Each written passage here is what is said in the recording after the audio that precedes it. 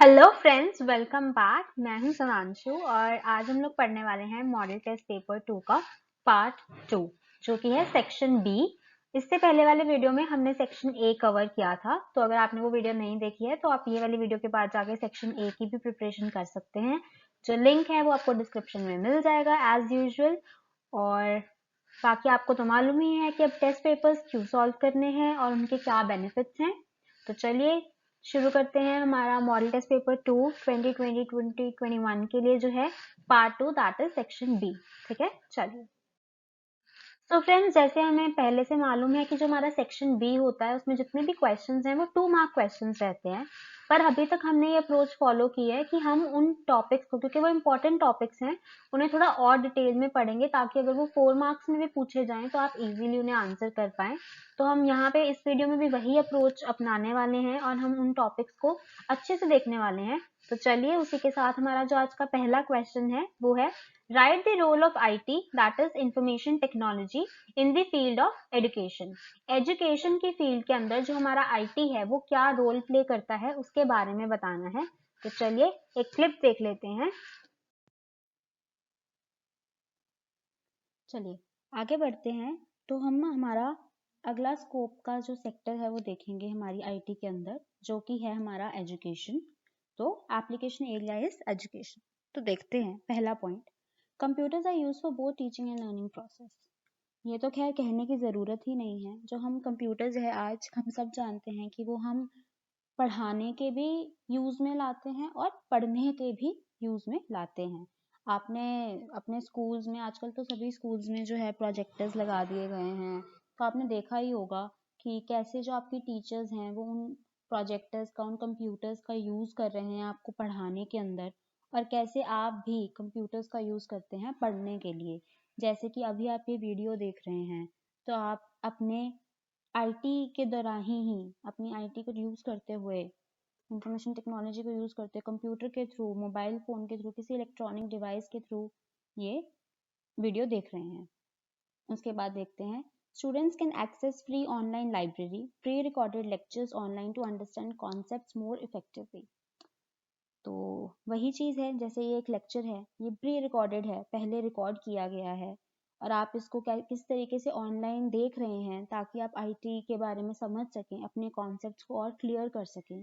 इसी तरीके से ऑनलाइन लाइब्रेरी जो है, जैसे कुछ इन्फॉर्मेशन रहती है वो किसी ब्लॉग पे लिखी होती है, किसी वेबसाइट पे लिखी होती है, कोई आपको पीडीएफ दी जाती है पढ़ने के लिए, ठीक है, वो सब जो है वो ऑनलाइन लाइब्रेरी का एक पार्ट आ जाता है। कैसे आप ई बुक्स यूज़ कर सकते हैं पढ़ने के लिए, वो सब इसमें कवर हो जाता है। ठीक है, उसके बाद आगे चलते हैं। Computers are use for classroom as well as labs for practical knowledge. तो बच्चों, मुझे नहीं पता कि आपके स्कूल्स में है या नहीं, पर मोस्टली अभी जो स्कूल्स हैं जो भी नए उभर रहे हैं, उसके अंदर जो क्लासरूम्स हैं उनके अंदर भी स्मार्ट बोर्ड्स लगे होते हैं, ठीक है, जिनके ऊपर पढ़ाया जाता है। थ्योरेटिकल इंफॉर्मेशन जो है वो भी क्लासरूम्स में उन पे पढ़ाई जाती है, कुछ पिक्चर्स यूज़ की जाती हैं, कुछ इफ़ेक्ट्स यूज़ किए जाते हैं पढ़ाने के लिए, कुछ वीडियोस दिखाई जाती हैं, और साथ ही साथ उन्हीं बोर्ड्स का जो इस्तेमाल है वो लैब्स में किया जाता है प्रैक्टिकल नॉलेज देने के लिए। अब जैसे कि आप समझिए इस चीज़ को कि आप मैथ्स में सपोज कीजिए कि ज्योमेट्री का टॉपिक पढ़ रहे हैं। अगर किसी को ज्योमेट्री आपको बोर्ड पे करके दिखानी है तो वो बहुत ही टाइम लेगा और बहुत ज़्यादा एक्यूरेसी से नहीं समझा पाएंगे। पर वहीं अगर वो लैब के अंदर एक स्मार्ट बोर्ड का इस्तेमाल करेंगे, वो आपको प्रॉपरली डायमेंशंस के साथ दिखा पाएंगे कि क्या हो रहा है। और आप किसी भी क्षेत्र में सोच सकते हैं कि जो फिजिक्स के प्रैक्टिकल्स होते हैं या किसी भी और चीज़ के, केमिस्ट्री के हैं, या कुछ भी आपका सेक्टर है जो भी आपकी एजुकेशन से रिलेटेड, आप सोच सकते हैं, आप लैब्स में जाते हैं, कंप्यूटर लैब्स में जाते हैं, वहाँ पे भी कंप्यूटर्स का इस्तेमाल किया जा रहा है क्लासरूम्स के साथ साथ। चलिए आगे देखते हैं। Fourth point, computers replace the need to carry heavy books. अब ये तो कहने की ज़रूरत ही नहीं है। अब हमारी जितनी भी इंफॉर्मेशन है वो कंप्यूटर्स में है। कंप्यूटर्स में हमारी ई बुक्स पड़ी हैं, कंप्यूटर में हम जो लिखते हैं हम यहाँ पे लिख सकते हैं। तो उसने क्या किया, पहले बहुत भारी भरकम बैग उठा के बच्चे स्कूल जाया करते थे, क्योंकि उनके पास एक हिस्ट्री की बुक है, एक फिजिक्स की बुक है, एक सिविक्स की बुक है, बुक्स ही बुक्स हैं, फिर एक रफ नोटबुक भी चाहिए हर सब्जेक्ट की, एक फेयर नोटबुक भी चाहिए। तो तब क्या होता था, इस तरीके से हमें काम करना पड़ता था। पर आजकल क्या होने लगा है, जैसे कॉलेज के स्टूडेंट्स अगर आप देखें तो हर कोई एक लैपटॉप अपना कैरी करता है और उसी के अंदर उसकी सारी बुक्स होती हैं पीडीएफ की फॉर्म में, ई बुक्स की फॉर्म में, ठीक है। वहीं पे वो अपना जो रफ काम करना है, फेयर काम करना है, वहीं पे वो नोट्स बना लेता है वर्ड के अंदर, नोटपैड के अंदर। तो जो कंप्यूटर्स हैं उन्होंने हमारी हैवी बुक्स को कैरी करने की जो प्रॉब्लम थी, जो चीज़ थी, उसको रिप्लेस कर दिया है और धीरे धीरे इम्प्रूव करते ही जा रहे हैं हम सब इस फील्ड में, ठीक है। उसके बाद live lectures can be conducted for clearing doubts at any time. अब लाइव लेक्चर्स से आप समझ सकते हैं जैसे एक वीडियो कॉल समझ लीजिए। आप एक वीडियो कॉल कर रहे हैं जहाँ पे आप सामने वाले टीचर से या अपने किसी दोस्त से, मित्र से कुछ डाउट्स हैं वो आप क्लियर करना चाहते हैं। अब पहले एक ज़माने में क्या होता था कि आपको कोई डाउट आया है, आप उसको नोट करके रख लेते थे कि ठीक है कल मैं स्कूल जाऊँगा, कॉलेज जाऊँगी, तो वहाँ पे मैं अपनी टीचर से पूछूंगी या जब भी किसी फ्रेंड से मिलूंगी तब पूछूंगी। आजकल क्या होने लगा, इतनी पेशेंस किसी में है ही नहीं। और ये एक अच्छी चीज़ इसलिए है क्योंकि साथ के साथ आपका डाउट क्लियर हो जाता है। आप साथ के साथ अपने टीचर को, अपने फ्रेंड को कॉल कर सकते हैं, वीडियो कॉल कर सकते हैं और उन्हें पूछ सकते हैं कि हमें ये डाउट है, हमें क्लियर कर दीजिए। लाइव लेक्चर्स और भी अच्छे ये होते हैं कि आपका जो टीचर है वो ऑनलाइन साथ के साथ जब बोल रहा होता है, जब कोई लेक्चर डिलीवर कर रहा होता है, वो साथ के साथ आपके पास पहुंचता है और साथ में एक चैट बॉट खुला होता है जहाँ पे आप साथ के साथ वहीं अपना डाउट लिख सकते हैं और आपका टीचर आपको वहीं रिप्लाई कर देता है। तो दैट इज लाइव लेक्चर्स। जैसे ये वाला लेक्चर जो है ये प्री रिकॉर्डेड लेक्चर है, पर यहाँ पे भी आप नीचे कमेंट सेक्शन में पूछ सकते हैं जो भी आपके डाउट्स होंगे और मैं आपको जरूर रिप्लाई करूंगी। बट अदरवाइज जो लाइव लेक्चर्स होते हैं वो ऑन द स्पॉट रहते हैं, जैसे ही आप पूछते हो साथ के साथ आपको टीचर आंसर कर सकता है। सो फ्रेंड्स, हमारा क्वेश्चन नंबर 2 है, what is the function of input unit of computer. अब हमें पता है कि हमारे जो कंप्यूटर है उसके अंदर एक इनपुट यूनिट है, एक आउटपुट यूनिट है और एक सेंट्रल प्रोसेसिंग यूनिट है। अब हमें उनमें से सिर्फ और सिर्फ इनपुट यूनिट के बारे में पूछा गया है कि जो हमारा इनपुट यूनिट है कंप्यूटर का, उसका क्या फंक्शन है, ठीक है। चलिए देखते हैं। तो फ्रेंड्स लेट्स सी, अब हम रेडी हैं क्योंकि हमने टर्मिनोलॉजी समझ ली है।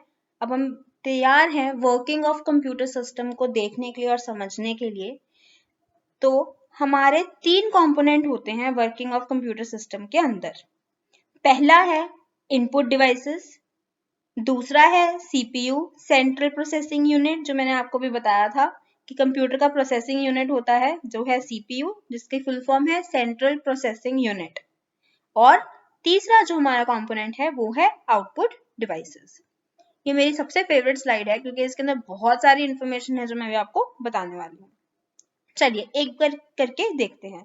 सबसे पहला है input devices. Input devices such as keyboard, mouse, joystick, scanner, light pen allow user to communicate with the computer. अब हमने पीछे एक डेफिनेशन पढ़ी थी इनपुट। इनपुट का क्या मतलब था, कंप्यूटर को कुछ डेटा या कोई इंस्ट्रक्शंस या कोई इंफॉर्मेशन देना। जो हम उस प्रोसेस, जो देने का जो प्रोसेस है उसमें हमें कौन सी डिवाइसेस हेल्प करती हैं। कीबोर्ड हेल्प करता है, माउस, जॉयस्टिक, उन्हें हम क्या बोलते हैं, इनपुट डिवाइसेस। वो हमें कंप्यूटर के साथ कम्युनिकेट करने में मदद कर रही हैं। अब हम देखेंगे कि जो ये बाकी की जो डिवाइसेस हैं, देखिए तो जो कीबोर्ड है, माउस है, जॉयस्टिक है, लाइट पेन है, ये सब के साथ हम कुछ इनपुट प्रोवाइड करते हैं। लाइट पेन क्या होता है, ये एक पेन है जो हमारा कंप्यूटर के साथ अटैच हो जाता है, जो हमें डॉक्यूमेंट्स के ऊपर डिजिटल सिग्नेचर्स में हेल्प करता है या इस तरीके से चेक करने में भी हेल्प करता है। तो इससे हम उससे कुछ इनपुट दे रहे हैं, उसके अंदर कुछ डेटा दे रहे हैं, ठीक। उसके बाद है जॉयस्टिक। जॉयस्टिक हमारी गेम्स के अंदर बहुत काम आती है। जब हम कोई गेम को खेलते हैं, हम जॉयस्टिक के साथ डेटा प्रोवाइड करते हैं, कंप्यूटर को इनपुट देते हैं। जॉयस्टिक में जो ये हैंडल आप देख सकते हैं, इसे हम लेफ्ट राइट जो है कार के स्टीयरिंग की तरह मूव करते हैं और उसके अंदर डेटा जाता है और हमारी वीडियो गेम में जो हमारी कार होती है वो उसी डायरेक्शन में मूव करती है। उसके बाद अगर हम बात करें कीबोर्ड की, तो हम जब भी हमें कंप्यूटर को कुछ डेटा टाइप करना होता है तो हम कीबोर्ड का इस्तेमाल करते हैं। कुछ भी हमें उसके अंदर डेटा प्रोवाइड करना है, कोई फॉर्म फिल करना है, कुछ टाइप करना है, तो हम कीबोर्ड के ऊपर टाइप करते हैं। फिर हमारे पास है माउस। जो माउस है वो हम कंप्यूटर के ऊपर जो ये पॉइंटर है, जैसे कि मेरा ये रेड कलर का जो भी आप मार्क देख रहे हैं, ये मेरा माउस का पॉइंटर है जो मेरी स्क्रीन के ऊपर मूव करता है, चीजें पॉइंट करने में हेल्प करता है और उनके ऊपर क्लिक करके उन्हें सिलेक्ट करने में भी हेल्प करता है। ठीक है, उसके बाद हम अगर बात करें तो ये है स्कैनर। स्कैनर क्या करता है कि जो हमारे डॉक्यूमेंट्स हैं या हमारी कोई पिक्चर है वो हम यहाँ पे इसकी स्क्रीन के ऊपर रखते हैं, ये फ्लैप को बंद करते हैं और उसके बाद उसको स्कैन करता है और वो जो हमारे यहाँ पे डॉक्यूमेंट है, जो पिक्चर हमने रखी होती है, वो इनपुट की तरह कंप्यूटर को देता है जो हम फिर कंप्यूटर स्क्रीन के ऊपर देख सकते हैं।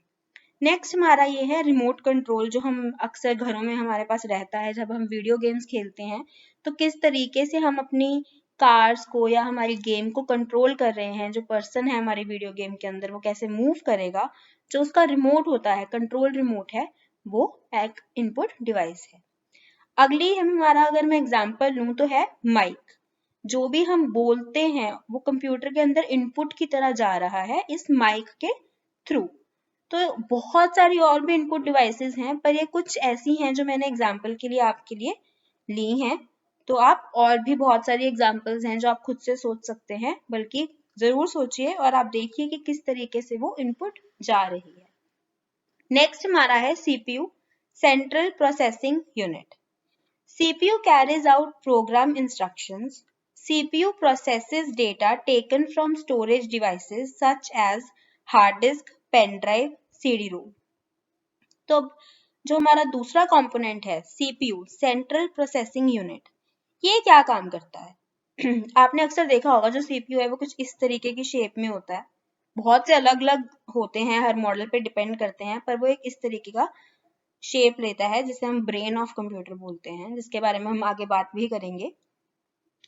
तो जो हमारा सीपीयू है, जो हमने कंप्यूटर को प्रोग्राम के तौर पे इंस्ट्रक्शंस दी होती हैं स्टेप बाय स्टेप की क्या क्या करना है, ठीक है, वो करता है। सीपीयू उन इंस्ट्रक्शंस को पढ़ के उस टास्क को परफॉर्म करता है, वो हमारा सीपीयू है। ठीक है, और वो जो डेटा है वो कहाँ कहाँ से डेटा लेके प्रोसेस करता है, जो हम डेटा देते हैं वो हम फ्लॉपी डिस्क में भी दे देते हैं, वो हार्ड डिस्क में होता है, पेन ड्राइव्स में होता है, और वो सारा जो स्टोरेज डिवाइसेस हैं उनका डेटा प्रोसेस करता है। ठीक, हमारे प्रोसेसर्स हैं, हमारा सीपीयू है। आगे चलते हैं तो हमारा तीसरा कंपोनेंट है output devices. The output devices such as printer, monitor that enable the computer to present information to the user. अब जो आउटपुट डिवाइसेस हैं वो कंप्यूटर को हेल्प करते हैं, जो उसने डेटा प्रोसेस कर लिया है यहाँ सेंट्रल प्रोसेसिंग यूनिट की मदद से, उसको बाहर निकालने में, उस इंफॉर्मेशन को यूजर तक पहुंचाने में जो चीजें हेल्प करती हैं। तो आउटपुट डिवाइसेस क्या है? आउटपुट से रिलेटेड है, जो हमने पहले डेफिनेशन पढ़ी कि जब कोई इंफॉर्मेशन कंप्यूटर बाहर देता है वो आउटपुट होती है, और जो डिवाइसेस उसको हेल्प करती हैं वो आउटपुट डिवाइसेस होती हैं। एग्जाम्पल के तौर पे एक मॉनिटर, कोई भी डिस्प्ले स्क्रीन हो चाहे वो, ठीक है, डेस्कटॉप की हो, लैपटॉप की हो, तो वो हमारी क्या है? आउटपुट डिवाइस है। स्पीकर्स, जो हम म्यूजिक सुनते हैं, जो वो आवाज है वो कंप्यूटर से बाहर आ रही है, तो वो क्या है? एक आउटपुट डिवाइस है। प्रिंटर, जो प्रिंट के जो पेपर हैं, जो उसके ऊपर डेटा आ रहा है वो कंप्यूटर से आ रहा है बाहर इंफॉर्मेशन, वो क्या है? एक आउटपुट डिवाइस है। तो कंफ्यूज नहीं होना है इनपुट और आउटपुट डिवाइसेस में बिल्कुल भी। तो अगर आप इसको ऐसे समझें कि जिन चीजों को हमें मैनुअली हमें इंसान को कुछ हिलाकर इनपुट देना पड़ता है, कुछ उसके ऊपर टाइप करना पड़ता है या उसे हिलाना पड़ता है तभी वो काम करेगा, वो इनपुट है। और जिसके अंदर हम इंसानों को कुछ भी करने की जरूरत नहीं होती है, वो आउटपुट है। अब कीबोर्ड के ऊपर जब तक आप खुद इंसान टाइप नहीं करेगा वो काम नहीं करेगा, जब तक माउस को इंसान नहीं हिलाएगा वो काम नहीं करेगा, जब तक माइक में इंसान नहीं बोलेगा कुछ भी इनपुट नहीं जाएगी। वही इन सबके साथ है, तो वो क्या है? इनपुट डिवाइसेस हैं। अब वही अगर हम आउटपुट डिवाइस की बात करें, एक मॉनिटर है, ठीक है, आपके लैपटॉप की, आपके कंप्यूटर की स्क्रीन है, उसके ऊपर अपने आप से डेटा आएगा। एक मूवी चल रही है, वो अगर आपका जो यूजर है वो कुछ नहीं कर रहा, मे बी वहां पे यूजर है ही नहीं, पर वो फिर भी चलती रहेगी, ठीक है, उसके यूजर ने उसको कुछ करना नहीं है, उसको हिलाना नहीं है, उसके साथ कुछ नहीं करना है, तो वो क्या है, वो एक आउटपुट डिवाइस है। गाने बज रहे हैं, मे बी कमरे में कोई नहीं है पर गाने बजते रहेंगे, उसके अंदर यूजर को कुछ नहीं करना।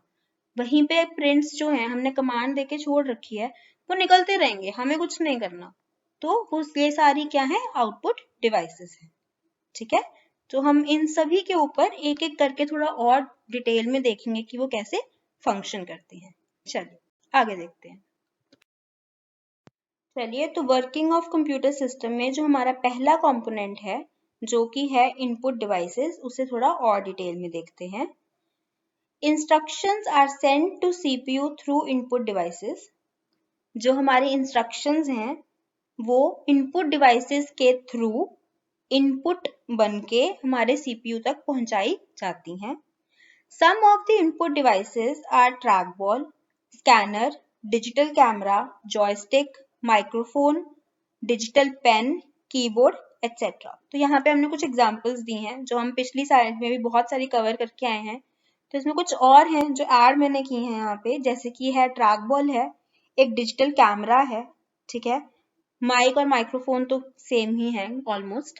तो इसमें जो ट्रैक बॉल है ये मैं बताना चाहती हूँ कि ये माउस के जो अगर आपने कहीं भी बहुत पुराने माउस देखे हो तो उसके नीचे एक बॉल लगी होती थी जो इधर उधर मूव करने पे आपकी जो मूवमेंट है उसको ट्रैक करती थी। ये अब भी होती है पर जो हमारे नए मॉडल्स हैं उसके अंदर हमें बाहर नहीं दिखती है और टेक्नोलॉजी बहुत एडवांस होती जा रही है। पर अगर कभी किसी ने पुरानी देखी हो तो इसके नीचे बॉल होती थी, उसे ट्रैक बॉल बोला जाता था।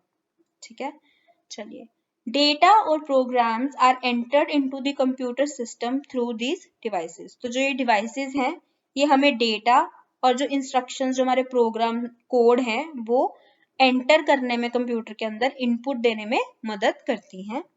Input unit takes data from us and process it. अब जो हमारा इनपुट हमने दी है वो आगे जाके प्रोसेस होती है। ठीक है, keyboard takes words, figures and commands from the operator।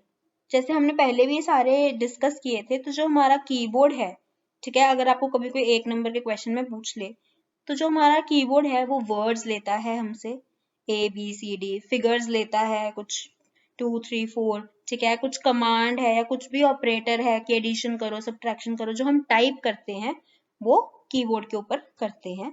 Mouse which selects options from menu on screen। तो जो हमारा माउस है वो इस तरीके से, जैसे आप ये देख सकते हैं, कोई भी ऑप्शन है मेन्यू के ऊपर उसको सिलेक्ट करने में जो है हमारी मदद करता है।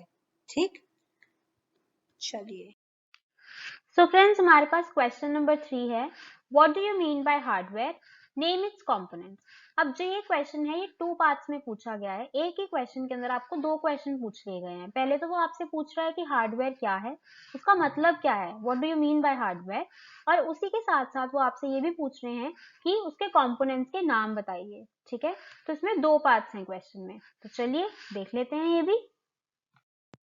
चलिए फ्रेंड्स, तो हम सबसे पहले ये समझ लेंगे कि एक हार्डवेयर होता क्या है। What we understand by hardware. Hardware represents the physical or tangible components of the computer, that is the components that can be seen and touched. अब हार्डवेयर क्या होता है? हार्डवेयर कंप्यूटर के किस पार्ट को रिप्रेजेंट करता है? तो वो हर पार्ट, हर फिजिकल पार्ट जिसको हम छू सकते हैं या देख सकते हैं कंप्यूटर के अंदर, उसको हम हार्डवेयर बोलते हैं। ठीक है, जो कि एक फिजिकल क्वांटिटी की तरह, एक फिजिकल कंपोनेंट की तरह है। The term hardware is used to refer to all the physical components inside or outside the computer. अब जो टर्म हार्डवेयर है, हमने बोला कि हम छू सकते हैं और देख सकते हैं। अब हमारा मॉनिटर है, मॉनिटर के अंदर बहुत सारे कंपोनेंट्स हैं, हमारा सीपीयू है उसके अंदर बहुत सारे फिजिकल कंपोनेंट्स हैं जिन्हें ना तो हम देख सकते हैं क्योंकि वो एक बॉक्स के अंदर बंद है, और ना ही हम उन्हें छू सकते हैं, सेम रीजन, वो बॉक्स के अंदर बंद है। तो क्या वो हार्डवेयर नहीं है? जी नहीं, ऐसा बिल्कुल नहीं है। वो भी एक फिजिकल कंपोनेंट है। अगर वो बॉक्स खुलेगा तो हम उसको देख भी पाएंगे और टच भी कर पाएंगे, तो वो भी फिजिकल कंपोनेंट्स ही हैं। ठीक है, चलिए, अब हमारे पास जो हमारे कंपोनेंट्स हैं, अगर हम उनकी लिस्ट देखें तो हमारे पास कुछ 7 जो हैं वो कंपोनेंट्स हैं। ठीक है, उनके नाम मैंने अभी आपको पिछली स्लाइड में भी बताए थे। ठीक है, input devices, output devices, connecting devices, processing devices, memory storage devices, multimedia devices and input output devices. अब हम क्या करेंगे, हम सबसे पहले ये जानेंगे कि ये होते क्या हैं थोड़ा डिटेल के अंदर। और जो ये वाली स्लाइड अगर आप जो भी स्क्रीन पे देख रहे हैं, ये आपका एक पूरा क्वेश्चन बनता है कि what is hardware and right about it's components in detail. तो ये आपका एक पूरा का पूरा क्वेश्चन बन जाता है, जो इसी स्लाइड के ऊपर उसका सारा आंसर मौजूद है। चलिए, सबसे पहले हम लोग देखेंगे कि इनपुट डिवाइसेस का जो हमारा कंपोनेंट है वो क्या कहता है। The hardware that is used to supply input to the computer is called input device. अब हम क्या बोल रहे हैं, वो सभी हार्डवेयर कंपोनेंट्स जो एक कंप्यूटर को इनपुट देने के काम आते हैं उनको इनपुट डिवाइस कहते हैं। अब इसकी जो बेसिक्स थे वो हमने पुरानी जो पिछली हमारी वीडियो है वर्किंग ऑफ कंप्यूटर्स उसमें कवर किए हैं, तो हम वो दोबारा डिस्कस नहीं करेंगे। ठीक है, चलिए अब इसके अगर हम एग्जाम्पल की बात करें तो कीबोर्ड है, माउस है, लाइट पेन है, scanner, microphone, webcam, barcode reader, joystick, optical mark reader, optical character reader, magnetic ink character recognition, track ball, touch screen and track pad. तो यहाँ पे हमने कुछ अच्छी खासी लिस्ट दी है एग्जाम्पल्स की, और इस वीडियो में आगे चल के हम एक हर कंपोनेंट के बारे में डिटेल में पढ़ेंगे कि कीबोर्ड क्या है, माउस क्या है। ठीक है, तो अभी अगर हम देखें तो हमने इनपुट डिवाइसेस की एक डेफिनेशन बताई है कि वो सारे हार्डवेयर जो एक कंप्यूटर को इनपुट सप्लाई करने में हेल्प करते हैं उन्हें हम इनपुट डिवाइसेस बोलते हैं। चलिए आगे चलते हैं। नेक्स्ट हमारे पास है processing devices. The hardware that is used to process the data is called processing device. वो सारा हार्डवेयर जो हमें प्रोसेसिंग करने में मदद करता है, किसी भी डेटा को प्रोसेस करके एक इंफॉर्मेशन बनाने में मदद करता है, उसे हम प्रोसेसिंग डिवाइसेस बोलते हैं। उस हार्डवेयर को प्रोसेसिंग डिवाइसेस कहा जाता है। अब एग्जाम्पल जो है motherboard, video card, sound card, इनके बारे में भी हम आगे इस वीडियो में पढ़ेंगे। चलिए आगे देखते हैं। Multimedia devices, the hardware that adds pictures, sound and video to the computer system is called multimedia device. अब इसमें हम क्या बोल रहे हैं, वो हार्डवेयर जो एक कंप्यूटर के अंदर हमें पिक्चर्स या साउंड या किसी भी तरीके की वीडियो डालने में, किसी भी तरीके की मल्टीमीडिया की चीज डालने में मदद करता है, वो सारा हार्डवेयर क्या है, मल्टीमीडिया डिवाइस है। जैसे कि headphones, sound card, video card, speaker, digital camera etcetera. अब यहाँ पे एक चीज का ध्यान रखेंगे कि कंफ्यूज नहीं होना है, क्योंकि हेडफोन्स जो हैं वो एक आउटपुट डिवाइस भी हैं, हम पढ़ेंगे। तो ये मत सोचिएगा कि एक जो एग्जाम्पल है वो एक ही तरह की डिवाइस हो सकती है, ऐसा नहीं है। करेक्ट, चलिए आगे देखेंगे। Input output devices, these devices perform the function of input device as well as of output device. They are also called as input output devices. अब यहाँ पे क्या हो रहा है, हम इसको बोल रहे हैं कि जो हमारे डिवाइसेस हैं ये वाली, वो इनपुट और आउटपुट दोनों का ही काम करती हैं। अब इनपुट डिवाइसेस क्या हैं, वो सिर्फ इनपुट करती हैं। आउटपुट डिवाइसेस क्या हैं, सिर्फ आउटपुट करती हैं। पर कुछ ऐसी डिवाइसेस हैं जैसे कि मॉडेम है, नेटवर्क इंटरफेस है, ठीक है, जो हमारा दोनों ही काम करती हैं, तो उनके लिए अलग से हम कंपोनेंट की कैटेगरी बनाए हैं जिसका नाम है इनपुट आउटपुट डिवाइसेस। चलिए आगे देखेंगे। Memory storage devices, the memory of a computer is a place where data and programs are stored. अब सबसे पहले मेमोरी क्या है, ठीक है, मेमोरी एक वो जगह है जिस कंप्यूटर के अंदर, जिसके अंदर हमारा सारा डेटा, हमारा सारा प्रोग्राम, जो सेट ऑफ इंस्ट्रक्शंस हैं वो सारी स्टोर होती हैं। तो उन डिवाइसेस को जो हमें हार्डवेयर हमें हेल्प करता है उन्हें मेमोरी स्टोरेज डिवाइसेस कहा जाता है। अब एग्जाम्पल क्या है, रैम है, रोम है, हार्ड डिस्क ड्राइव है, floppy disk drive, compact disk, DVD, pen drive, memory card. ठीक है, इन सभी के बारे में हम आगे डिटेल में भी देखेंगे।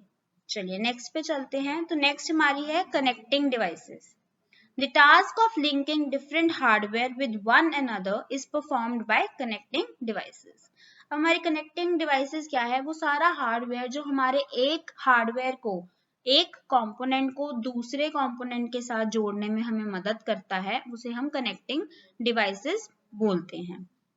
अब जैसे कि केबल्स हैं, इंफ्रारेड है, ब्लूटूथ है, वाईफाई है। अब केबल्स की बात ले लीजिए, जो हमारा मॉनिटर है सपोज, ठीक है, वो हमारा एक आउटपुट डिवाइस है, ठीक, वो हमारे सीपीयू के साथ जुड़ा हुआ है एक वायर के थ्रू, एक केबल के थ्रू। वो केबल क्या है, वो एक कनेक्टिंग डिवाइस है। चलिए आगे देखेंगे। नेक्स्ट हमारा है output devices. The hardware that is used to represent display output of the computer is called a output device. Example monitor, printer, speaker, headphones, LCD, projector, plotter etcetera. तो output devices क्या हैं, वो हर hardware जो कि मदद करता है हमारी आउटपुट को डिस्प्ले करने में कंप्यूटर के, या किसी भी तरीके से उसको आउटपुट देने में, उसको हम आउटपुट डिवाइसेस कहते हैं। और ये जो हमारी एग्जांपल्स हैं, मॉनिटर, स्पीकर, प्रिंटर एटसेट्रा, ये हम सारे डिटेल में कवर करेंगे। तो फ्रेंड्स क्वेश्चन नंबर 4 की बारी आ गई है। तो क्वेश्चन नंबर 4 है, what do you mean by memory and how it is organized. आपका मेमोरी से क्या मतलब है, what do you mean by it, and वो किस तरीके से ऑर्गेनाइज्ड है। ठीक है, जितने भी बिट्स एंड बाइट्स की फॉर्म्स में वो स्टोर रहती है हमारे कंप्यूटर के अंदर, वो सब कुछ जो है, इसका आंसर में हम लोग वो सब कुछ देख लेते हैं। और इसकी हम लोग ये भी देख लेंगे कि कौन सी मेमोरी किस डिवीजन में फॉल करती है। अगर आपको याद हो तो मैंने आपको एक फ्लो चार्ट बनवाया था, वही फ्लो चार्ट मैंने दोबारा भी यहाँ पे आपको मैं दिखाने वाली हूँ। तो अगर आप लोगों ने तब स्क्रीनशॉट नहीं लिया था या आपने मिसप्लेस कर दिया है तो अभी आप दोबारा से ले लीजिएगा और उसे याद रखिएगा, बिकॉज वो आपके काफी सारे क्वेश्चंस को सॉल्व करने के लिए बहुत इजी आपको रहेगा। ठीक है, चलिए देखते हैं। सो फ्रेंड्स, सबसे पहले ये जान लेंगे कि मेमोरी आखिरकार है क्या। So what is memory? It is used to store data and instructions. A memory is just like a human brain. अब जो हमारी कंप्यूटर की मेमोरी है, उसे हम एक इंसान के ब्रेन के साथ जो है कंपेयर करते हैं। जो मेमोरी है उसके अंदर हम अपना डेटा और इंस्ट्रक्शंस को स्टोर करते हैं। Computer memory is the storage space in the computer where data is to be processed and instructions required for processing are stored. तो हमारा जो कंप्यूटर प्रोसेसर है, उसे कोई भी फाइल्स, कोई भी इंस्ट्रक्शंस जो प्रोसेस करनी होती हैं, वो कहाँ से आती हैं? वो हमारी सारी मेमोरी के अंदर स्टोर होती हैं और वहां से उसे फेच करके ही प्रोसेसर जो है उन्हें प्रोसेस करता है। तो मेमोरी हमारी एक ऐसी स्पेस है कंप्यूटर के अंदर जहाँ पे हमारी सारी फाइल्स और सारी इंस्ट्रक्शंस जो हैं वो स्टोर्ड हैं। आपकी कोई भी फाइल्स, कोई भी डॉक्यूमेंट्स जो आप कंप्यूटर में रखते हैं, वो सारी जो है वो मेमोरी के अंदर सेव्ड होती हैं।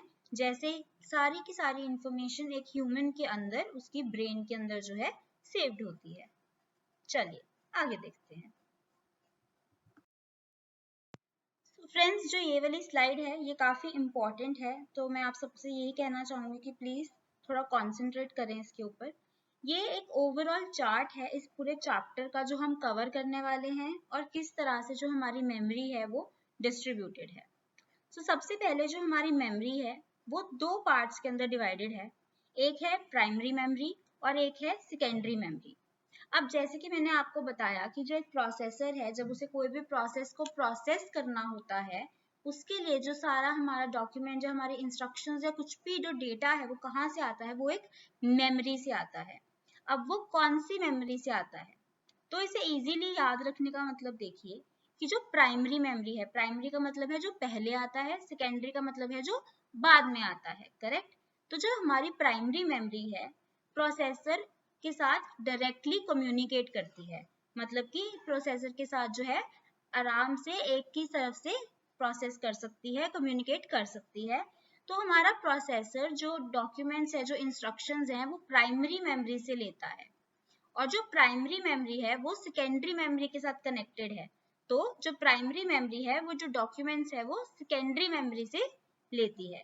जो सेकेंडरी मेमोरी है वो डायरेक्टली हमारे प्रोसेसर के साथ अटैच नहीं होता है, वो इनडायरेक्टली अटैच होता है। ठीक है, तो ये समझिए कि जो प्रोसेसर है वो प्राइमरी मेमोरी के साथ डायरेक्टली कम्युनिकेट करता है और सेकेंडरी मेमोरी के साथ इनडायरेक्टली कम्युनिकेट करता है।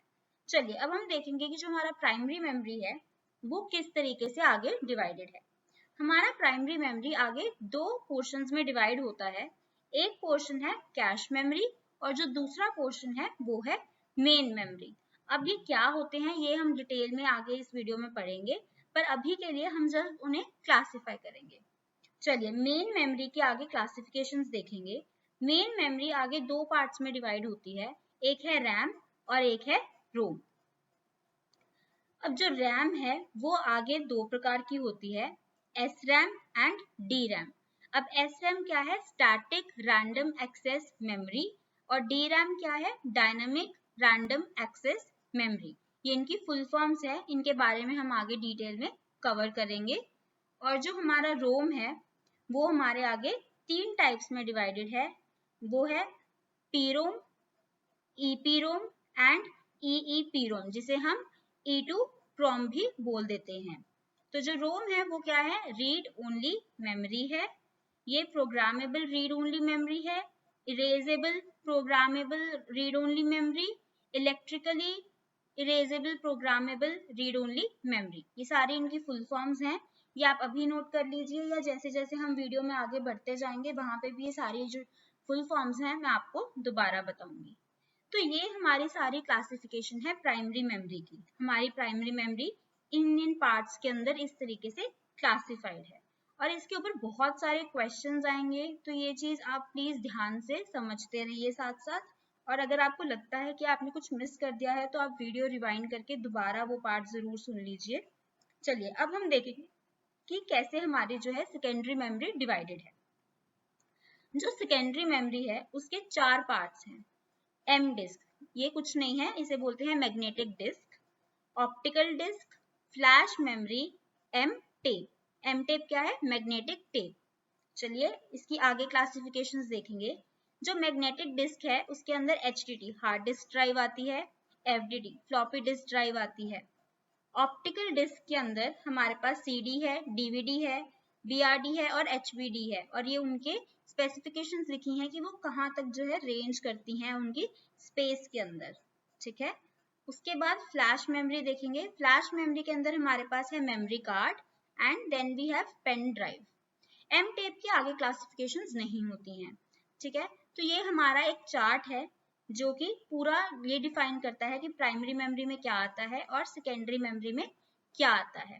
मैं आप लोगों से यही कहना चाहूंगी कि प्लीज अगर आप लोग अपने फोन पे या लैपटॉप पे कहीं पे भी देख रहे हैं, इसकी एक स्क्रीनशॉट ले लीजिए या फिर इसे नोट कर लीजिए, ये आपके आगे काफी काम आएगा पूरा का पूरा चार्ट, ठीक है। मैं अभी एक सेकंड के लिए रुकना चाहूंगी ताकि आप स्क्रीनशॉट ले सके। चलिए अब इसी के अंदर मुझे आपसे एक चीज और आप शेयर करनी है। एक चीज होती है वॉलेटाइल या फिर नॉन वॉलेटाइल मेमोरी, इसके बारे में मैं आपको अच्छे से पढ़ाऊंगी कि वो क्या होती हैं, पर इस स्लाइड के लिए, इस चार्ट के लिए मैं एक लाइन ड्रॉ कर रही हूँ। अब ये जो लाइन है इसके जो लेफ्ट हैंड साइड पे है वो सारा जो पार्ट है वो वॉलेटाइल मेमोरी है, और जो राइट हैंड साइड है वो सारा नॉन वॉलेटाइल मेमोरी है। उसका क्या मतलब हुआ कि इस लाइन के लेफ्ट में क्या है, कैश मेमोरी है एंड रैम है, और रैम की दोनों types S RAM and D RAM है। ये जो है कैश मेमोरी, रैम, ये दोनों वॉलेटाइल मेमोरी हैं, जबकि जो सारी सेकेंडरी मेमोरी है सारी की सारी, और रोम, पी रोम, ईपी रोम, ईई पी रोम, ये सब जो है वो नॉन वॉलेटाइल मेमोरी है। ये जो मैंने आपको ये बात बताई है ये आपको याद करने के लिए भी बहुत आसान रहेगी, आप कंफ्यूज नहीं होंगे कि किस तरीके से volatile non volatile memory divide हो रही है आगे चल के। तो ये चीज आप बहुत अच्छे से बड़ा सा करके नोट बना लीजिए कि जो रोम है वो और सारी की सारी सेकेंडरी मेमोरी जो है वो नॉन वॉलेटाइल मेमोरी है, कैश मेमोरी एंड जो रैम है वो हमारी वॉलेटाइल मेमोरी है, ठीक है। चलिए आगे चलेंगे। तो फ्रेंड्स क्वेश्चन नंबर 5 दो ही वर्ड्स का क्वेश्चन है, सिंपल सा, डिफाइन मल्टीमीडिया। इससे पहले वाले पेपर में भी हम ये लोग जो है कवर कर चुके हैं, बट एक बार फिर से देख लेंगे कि मल्टीमीडिया क्या है। चलिए तो सबसे पहले मल्टीमीडिया क्या है। Multimedia is the combination of two or more media. जो मल्टीमीडिया का नाम है, मल्टी का मतलब क्या होता है, मोर देन वन। तो जो मल्टीमीडिया है वो एक से ज्यादा यानी कि दो या उससे ज्यादा मीडिया जो हैं जब वो कंबाइन होते हैं उनसे मल्टीमीडिया जो टर्म है वो बनाई गई है। अब मल्टीमीडिया के फॉर्मेट्स क्या हैं या हम मल्टीमीडिया किसे बुलाते हैं, किसी भी तरह के graphics, photography, text, audio, video या एनिमेशन को जो है हम एक मीडिया समझते हैं, वो एक मीडिया है। ठीक है, और जब ये 2 या इससे ज़्यादा ये कंबाइन हो जाती हैं तो मल्टीमीडिया बन जाती हैं। अब एक एक करके इनके बारे में आगे पढ़ेंगे। सो फ्रेंड्स, क्वेश्चन नंबर 6 है, नेम सम मल्टीमीडिया सॉफ्टवेयर। अभी तक तो आपको ये चीज पता चली गई होगी, रियलाइज हो ही गया होगा कि ये इस बार का कुछ फेवरेट क्वेश्चन लग रहा है, क्योंकि ये बार बार हर मॉडल टेस्ट पेपर के अंदर हर सेक्शन के अंदर रिपीट होता जा रहा है। तो ये क्वेश्चन तो आप बहुत ही अच्छे से अपने दिमाग में बिठा लीजिएगा, हमने काफी बार रिपीट भी कर लिया है। और हम एक बार फिर से देख लेंगे कि मल्टीमीडिया सॉफ्टवेयर के क्या क्या एग्जाम्पल्स हैं। ठीक है, उनके अंदर मोस्टली जो मोस्ट कॉमन मैक्सिमम सॉफ्टवेयर आते हैं उनके नेम्स हम लोग देख लेंगे। चलिए, सो फ्रेंड्स, अब हमने मल्टीमीडिया के बारे में, उसके एलिमेंट्स की बात की, उसकी एप्लीकेशंस की बात की। अब उसके मैं आपको कुछ सॉफ्टवेयर्स बताने वाली हूँ जिससे जो हमारा मल्टीमीडिया है उसे प्रोसेस किया जाता है। तो सबसे पहले विंडोज एनवायरनमेंट है, कॉरल ड्रॉ है, MS power point, photo magic, director, animation pro, 3D studio, sound blaster, photo finish, Photoshop, ये तो काफी कॉमन है, आपने पक्का सुना होगा, मास्टर ब्लास्टर। ये कुछ ऐसे सॉफ्टवेयर्स हैं जिनके साथ हम जो मल्टीमीडिया है उसे प्रोसेस कर सकते हैं। पर ये सिर्फ कुछ ही मैंने आपको एग्जांपल्स दी हैं, हमारी दुनिया के अंदर हजारों ऐसे और सॉफ्टवेयर्स हैं जिनके साथ आप ये जो हमारी मल्टीमीडिया है उसे प्रोसेस कर सकते हैं। ठीक है, चलिए आगे देखिए। तो फ्रेंड्स, हमारा क्वेश्चन नंबर 7 है, what are the features of internet. Internet के क्या क्या फीचर्स हैं। अब आप उन्हें फीचर्स कह लीजिए, एडवांटेजेस कह लीजिए, एक ही बात है। तो अभी हम लोग वो देखने वाले हैं, तो चलिए। सो फ्रेंड्स, इंटरनेट के फीचर्स में सबसे पहला हमारा जो पॉइंट है वो आता है लेटेस्ट इन्फॉर्मेशन। ठीक है, तो इसमें हम क्या बोल रहे हैं, internet helps to gain access to the latest information and knowledge which is available on the world wide web. अब हमारे पास क्या फीचर है कि इंटरनेट की मदद से जितनी भी लेटेस्ट इन्फॉर्मेशन होती है या जितनी भी नॉलेज है हमें चाहिए, वो हम सारी जो है ले सकते हैं, क्योंकि वो सारी की सारी हमारे वर्ल्ड वाइड वेब जो हमारा इंटरनेट है उसके ऊपर अवेलेबल रहती है। ठीक है, तो हमें लेटेस्ट इन्फॉर्मेशन मिलती है, ये एक बहुत बड़ा एडवांटेज है, एक बहुत बड़ा फीचर है हमारे इंटरनेट का। ठीक है, उसी के साथ the required information can be downloaded on the computer, can be printed on paper or can be saved on any storage device। अब जो आपने इंफॉर्मेशन ली है नेट पे, जो अवेलेबल थी, आपने लेटेस्ट इंफॉर्मेशन गैदर की, अब आप उसको डाउनलोड करके अपने कंप्यूटर में भी रख सकते हैं, आप उसका प्रिंट भी निकाल सकते हैं जो आपको पेपर के ऊपर छपा हुआ मिल जाएगा। ठीक है, या फिर आप किसी भी स्टोरेज डिवाइस में, किसी पेन ड्राइव में, CD में, DVD में, कहीं पे भी उस इंफॉर्मेशन को स्टोर कर सकते हैं। तो ये सारा जो है एक बहुत बड़ा फीचर है हमारे इंटरनेट ने जो हमें प्रोवाइड किया है। नेक्स्ट हमारे पास है सोर्स ऑफ एंटरटेनमेंट। अब हम लोग ये सभी जानते हैं कि जो इंटरनेट है वो एक बहुत बड़ा सोर्स ऑफ एंटरटेनमेंट बन चुका है। आप उसके ऊपर गाने सुन सकते हैं, वीडियोस देख सकते हैं, गेम्स खेल सकते हैं, किसी भी तरीके की रिक्रिएशनल एक्टिविटी जो हमारी ऑनलाइन हो सकती है वो इसके ऊपर अवेलेबल रहती है, जो कि एक बहुत बड़ा हमारा एंटरटेनमेंट का सोर्स है। तो इसमें देख लेंगे क्या लिखा है, internet has revolutionised the world of entertainment. पूरा का पूरा चेंज ला दिया है, पूरा का पूरा रेवोल्यूशन ला दिया है हमारे एंटरटेनमेंट वर्ल्ड के अंदर। One can listen, watch music, videos of one's choice through internet. वही चीज मैंने अभी आपको बताई, songs movies can be downloaded on the computer or any storage device. अब जो सॉन्ग्स और मूवीज हमें ऑनलाइन अवेलेबल हैं वो हम डाउनलोड करके किसी स्टोरेज डिवाइस में भी रख सकते हैं या फिर अपने कंप्यूटर के अंदर भी स्टोर आप कर सकते हैं। नेक्स्ट हमारे पास आती है एडवांटेज कम्युनिकेशन विद पीपल। अब जो इंटरनेट है वो किस तरीके से हमें बाकी लोगों के साथ कम्युनिकेट करने में भी मदद कर रहा है। Internet can be used for exchanging ideas and information with other users through electronic mails, that is emails, chatting, talking etcetera across the world. अब आप किसी भी इंसान के साथ जो कि वर्ल्ड में कहीं पर भी बैठा हो उसके साथ ईमेल्स पे बात कर सकते हैं, उसके साथ चैट कर सकते हैं, उसके साथ आप वीडियो कॉल्स कर सकते हैं, किसी भी तरीके का जो है आप कम्युनिकेशन जो है फॉलो कर सकते हैं। और ये सिर्फ किस चीज की वजह से पॉसिबल है, इंटरनेट के थ्रू। ठीक है, for example, if once children have gone abroad for study और job, the parents can talk to them if they are sitting face to face by using internet, webcam, mic etcetera.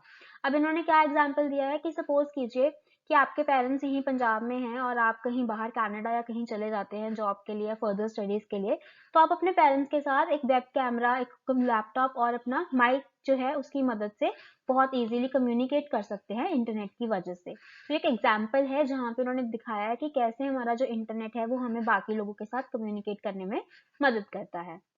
Next हमारे पास point है buying and Selling. With the help of internet, the goods and services purchased and sold online from one's home and office. अब जो buying और selling का process है वो internet के आ जाने से और भी ज्यादा इजी हो गया है। आप घर पे बैठे ही किसी भी तरीके की बाइंग और सेलिंग कर सकते हैं। ठीक है, अगर आप सेलर हैं आपके घर से ही पिकअप चला जाएगा, और अगर आप बायर हैं तो आपके पास डिलीवरी घर पर ही आ जाएगी। तो आपका जो बिजनेस है वो कहीं ना कहीं आप अपने घर से बहुत इजीली ऑपरेट कर सकते हैं, अगर आप बहुत ज्यादा बल्क में डील नहीं कर रहे हैं। बट जो प्रोसेस है वो जो सारा इंटरनेट के ऊपर चला गया वो आपके लिए बहुत ही ज्यादा कन्वीनियंट है, और ये बहुत बड़ा एक एडवांटेज रहा है बाइंग और सेलिंग के अंदर। चलिए आगे देखेंगे और क्या क्या एडवांटेजेस हैं। तो फ्रेंड्स नेक्स्ट हमारे पास एडवांटेज है banking. Internet provides the facility of online banking. Internet के आ जाने से हमारे पास ई बैंकिंग का कॉन्सेप्ट आया, जो कि है online banking. Now we can get information of our accounts and do banking transaction from anywhere in the world. अब हमें ये पता है कि जो ई बैंकिंग है वो anywhere anytime बैंकिंग है, मतलब आप कहीं से भी किसी भी टाइम पे कर सकते हैं। तो जब इंटरनेट के साथ बैंकिंग हमारा लिंक हुआ तो हम हमारे अकाउंट के बारे में कोई भी इंफॉर्मेशन चाहिए या कोई भी आपको ट्रांजेक्शन परफॉर्म करनी है वो बहुत इजीली आप कर सकते हैं, और ये सब इंटरनेट की वजह से पॉसिबल है। नेक्स्ट हमारे पास है online reservation. One can buy tickets of bus, train or plane from one's home if she has the facility of internet. अगर आपके पास इंटरनेट है तो आप चाहे बस की टिकट बुक कर लीजिए, रेल की कर लीजिए, प्लेन की कर लीजिए, होटल कर लीजिए, किसी भी तरीके की अगर आपको बुकिंग्स करनी है तो वो सारी आपको नेट की मदद से आप ऑनलाइन भी कर सकते हैं, कोई भी रिजर्वेशन आप कर सकते हैं, और ये सब जो फैसिलिटी है वो आपको इंटरनेट देता है। Similarly, one can get a room in a hotel booked anywhere in the world through internet. The payments can be made online through credit card. और जो पेमेंट्स हैं आप अपने क्रेडिट कार्ड से या किसी भी और पेमेंट मेथड से, डेबिट कार्ड से या अपने ऑनलाइन वॉलेट से भी पेमेंट्स कर सकते हैं, डिपेंडिंग अपॉन कि आपको कौन कौन से ट्रांजेक्शन मेथड्स जो हैं अवेलेबल हैं। नेक्स्ट हमारे पास है educational information. With the help of internet, we can instantly gain access to information available on the websites of various educational institutes and universities across the world. अब internet की मदद से हम किसी भी तरीके का जो एजुकेशनल कंटेंट है, चाहे वो वर्ल्ड की किसी भी वेबसाइट के ऊपर होस्टेड है, उसको एक्सेस कर सकते हैं। ठीक है, we can know about various courses, admission dates, fees, examination results, text books etcetera on internet from our house. हम घर पे बैठे ही किसी भी कंट्री के किसी भी यूनिवर्सिटी, कंट्री के क्या किसी भी वर्ल्ड की यूनिवर्सिटी के बारे में, उसके एडमिशन डेट्स के कोर्सेज क्या क्या वो ऑफर कर रहे हैं, क्या उनकी फी है, एग्जामिनेशन है, रिजल्ट्स हैं, किसी भी चीज के बारे में हमें जो भी इंफॉर्मेशन चाहिए वो हम इंटरनेट की मदद से घर बैठे हुए उस इंस्टीट्यूट की वेबसाइट से जाके ले सकते हैं। तो ये थे हमारे advantages slash features of internet. ठीक है, चलिए नेक्स्ट क्वेश्चन देखते हैं। तो फ्रेंड्स क्वेश्चन नंबर 8 है, what do you mean bye website. Website से आपका क्या मतलब है, या फिर आप कह सकते हैं कि वेबसाइट क्या है। चलिए देख लेंगे। A website is a collection of web pages that are linked together under a common domain name. अब डोमेन नेम हमें पता है, जो हमारा वेब एड्रेस रहता है उसका जो डोमेन है वो आपका डोमेन नेम है। ठीक है, आपका वेब एड्रेस का। तो अभी हमने बोला कि ये एक कलेक्शन, मतलब एक समूह, ठीक है, किस चीज का, वेब पेजेस का। एक कलेक्शन वेब पेजेस की, उसको हम वेबसाइट बुलाते हैं। ठीक है, तो जब बहुत सारे वेब पेजेस को आपस में लिंक कर दिया जाता है वो एक वेबसाइट का फॉर्म ले लेता है। For example http www.pseb.ac.in is the website of Punjab school educational board. अब जो आपका पीएसईबी है उसकी जो ऑफिशियल वेबसाइट है ये उसका लिंक है। ठीक है, तो ये एक वेबसाइट है, इसके अंदर क्या होगा, बहुत सारे वेब पेजेस होंगे, जैसे कि होम होगा, अबाउट अस का पेज होगा, अकेडमिक्स होगा, बुक्स होंगे, रिजल्ट्स होगा, स्कूल, ब्रांचेस, कॉन्टैक्ट्स, बहुत सारे डिफरेंट ऐसे पेजेस होंगे जिन्हें हम वेब पेजेस बुलाते हैं। उन सबकी जो कलेक्शन है उन सबको एक साथ लाया गया है, उससे एक वेबसाइट फॉर्म हो गई है। ठीक है, we need a browser to see a page on website. अब आपको कोई वेबसाइट को एक्सेस करना है तो आप कहाँ से करेंगे, आप एक ब्राउजर में जाएंगे, चाहे वो क्रोम हो, फायरफॉक्स हो, इंटरनेट एक्सप्लोरर हो, कोई भी हो। ठीक है, आप वहां पे जाएंगे और आप वहां पे जाके ये वेबसाइट का वेब एड्रेस जो है एंटर करेंगे, ताकि आपको वेबसाइट को एक्सेस करने के लिए आप उसको खोल सके। ठीक है, तो वो कहाँ से होगा, एक वेब ब्राउजर की मदद से। Browser is a software that reads HTML files, formats them into documents and displays them to the end user on the world wide web.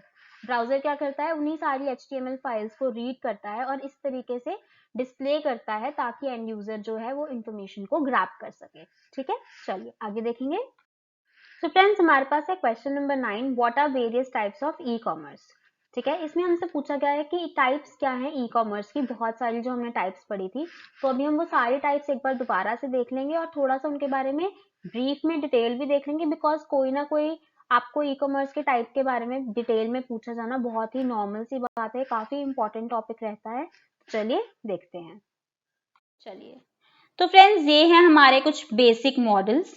ठीक है, ये क्या है, ये हमारे टाइप्स ऑफ ई कॉमर्स हैं, जिसे मैंने यहाँ पे शॉर्ट फॉर्म में डिस्क्राइब किया है कि वो कौन से होते हैं।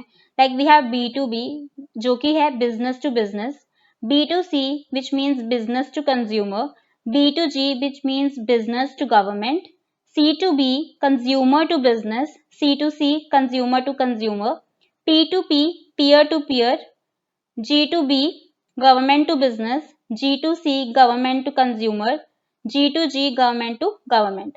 अब ये सारे जो हैं हम एक एक करके डिटेल में आगे पढ़ने वाले हैं कि कौन से ऐसे बेसिक मॉडल्स हैं ई कॉमर्स के, कितने टाइप्स हैं हमारी ई कॉमर्स की। अगर आपको इनमें से कोई भी क्वेश्चन पूछा जाए तो उसका आंसर सेम है, यही वो सारे मॉडल्स हैं।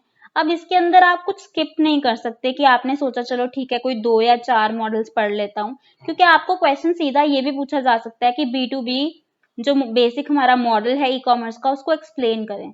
तो आपको इन सारे मॉडल्स के बारे में जानकारी होना जरूरी है, तो हम ये सारे आज इस वीडियो के अंदर कवर करेंगे, तो आगे कंटिन्यू देखते रहिए। चलिए, सो फ्रेंड्स, सबसे पहले हम ये जान लेंगे कि इतने सारे जो हमारे मॉडल्स हैं उनकी ज़रूरत क्यों पड़ी हमें। ठीक है, तो सबसे पहले देखिए, e commerce industry is rapidly growing trend with more and more turning to the internet. जो हमारी ई कॉमर्स की जो इंडस्ट्री है वो बहुत ज़्यादा ग्रो कर रही है, क्योंकि बहुत सारे जो लोग हैं वो इंटरनेट के प्रति आकर्षित हो रहे हैं और इंटरनेट के ऊपर जो है कॉमर्स कर रहे हैं। Due to this, an e commerce model offers a company और individual to utilise the features of internet and its applications with the goal of making a profit. अब इससे क्या हो रहा है, क्योंकि इतने सारे लोग जो है इंटरनेट के साइट पे आ रहे हैं, तो जो ये हमारे मॉडल्स हैं ये किसी भी एक ऑर्गेनाइजेशन को या एक इंडिविजुअल को हेल्प करते हैं इंटरनेट के वो सारे फीचर्स को यूटिलाइज करने में और एक प्रॉफिट कमाने में। अभी हम आगे देखेंगे कि कौन से मॉडल्स किस तरीके से कौन से कंज्यूमर के लिए बने हैं और उन्हें कौन सी चीज़ों का उससे फ़ायदा हो रहा है। क्योंकि इंटरनेट के ऊपर इतने सारे फीचर्स हैं, इतने सारे लोग हैं, कस्टमर्स हैं, इतने टाइप के कंज्यूमर्स हैं, तो आपके पास अगर एक डेफिनेट सेट ऑफ मॉडल होगा जो आप उसके फॉलो करेंगे तो आपको पता होगा कि किस बिजनेस के लिए किस टाइप के कंज्यूमर्स जो हैं वो बेटर हैं। ठीक है, तो इस वजह से हमें मॉडल की जरूरत पड़ती है। द कंपनी और individual create and deploy an e commerce site.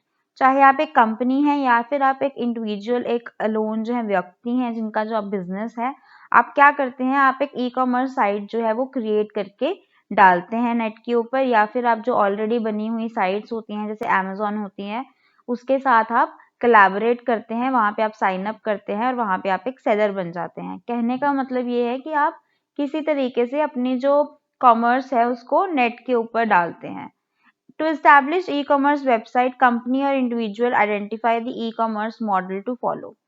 अब इसके अंदर क्या है कि जब आपको अपनी वेबसाइट बना के डालनी है इंटरनेट के ऊपर, तो उससे पहले आप समझते हैं कि आपको किस तरीके का मॉडल फॉलो करना है और उसी के अकॉर्डिंगली आप जो है अपनी वेबसाइट भी तैयार करते हैं। या फिर अगर आपको किसी वेबसाइट के साथ साइन अप करना है तो आप पहले देखते हैं कि जो वेबसाइट है वो किस तरीके का जो है आपको मॉडल प्रोवाइड कर रही है, और फिर आप देखते हैं कि आपके लिए कौन सा मॉडल सूट करता है और आपको किस साइट के साथ साइन अप करना है।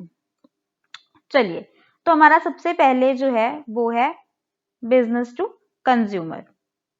Business to consumer model involves an individual and a shop selling goods.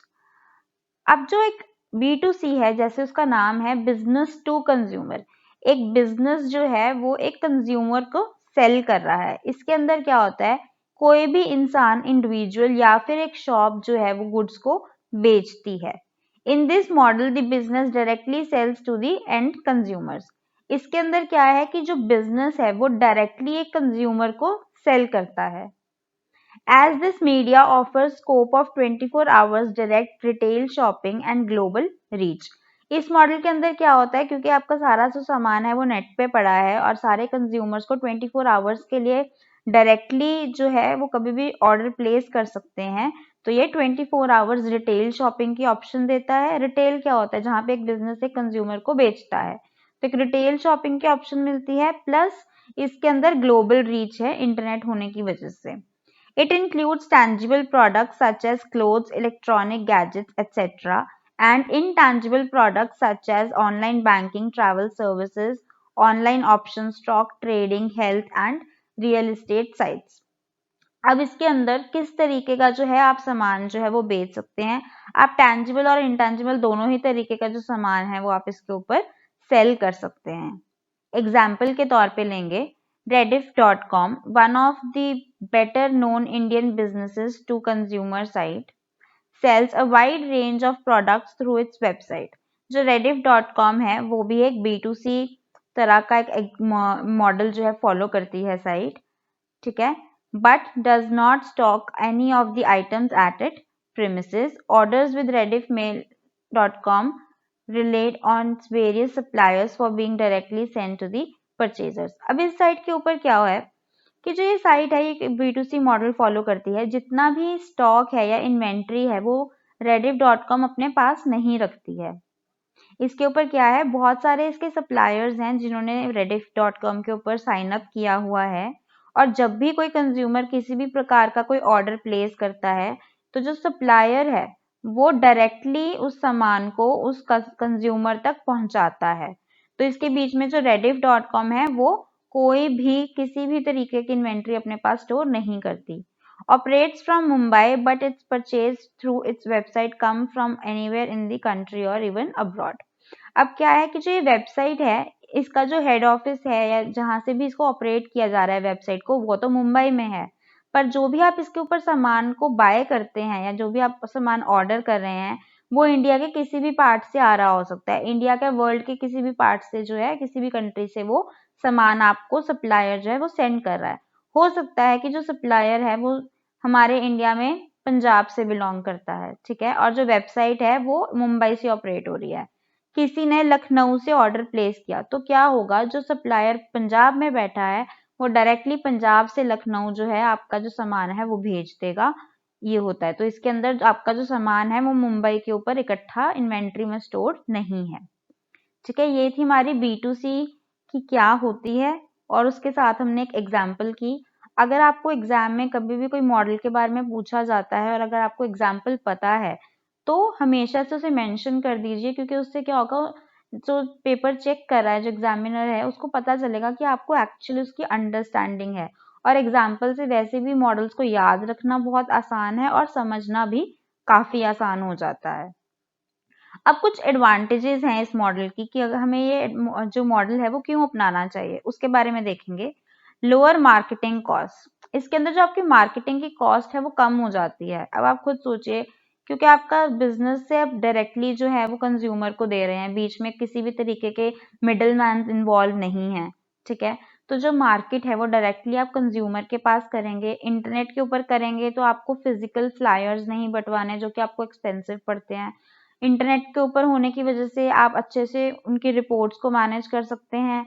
आप एक ही तरह के जो आपका एज ग्रुप है उसे टारगेट कर सकते हैं, और आप ये देख सकते हैं कि आपको किस किस लोकेशंस के अंदर मार्केट करना है। तो जो मार्केटिंग कॉस्ट है वो ओवरऑल देखी जाए तो कम हो जाती है। लोअर ऑर्डर प्रोसेसिंग, अब आपको जो आपकी इन्वेंट्री है वो पहले से बहुत सारी बना के नहीं रखनी है। जब आपके पास कोई ऑर्डर आता है आप उसके हिसाब से जो अपनी इन्वेंट्री है वो क्रिएट कर सकते हैं, बना सकते हैं। तो जो आपकी ऑर्डर प्रोसेसिंग, ठीक है, यहाँ से इन्वेंट्री की कम हो जाती है। प्लस अगर आपका देखा जाए तो जो ऑर्डर प्रोसेसिंग है वो सारी ऑनलाइन ही आपकी हैंडल हो जाती है। सारा जो आपका मनी है वो ऑटोमेटिकली सारा आपके बैंक अकाउंट के अंदर आ जाता है। बेटर कस्टमर सर्विस, अब जब आपका सारा प्रोसेस ऑनलाइन हो जाता है तो आप बहुत अच्छे से आपके कस्टमर को कस्टमर सर्विस प्रोवाइड कर सकते हैं। उन्हें किसी भी प्रोसेस में कहीं पे भी मदद की ज़रूरत है, किसी भी दिन के टाइम पे उन्हें कोई इन्फॉर्मेशन चाहिए आपके प्रोडक्ट के बारे में, आप उन्हें बता सकते हैं।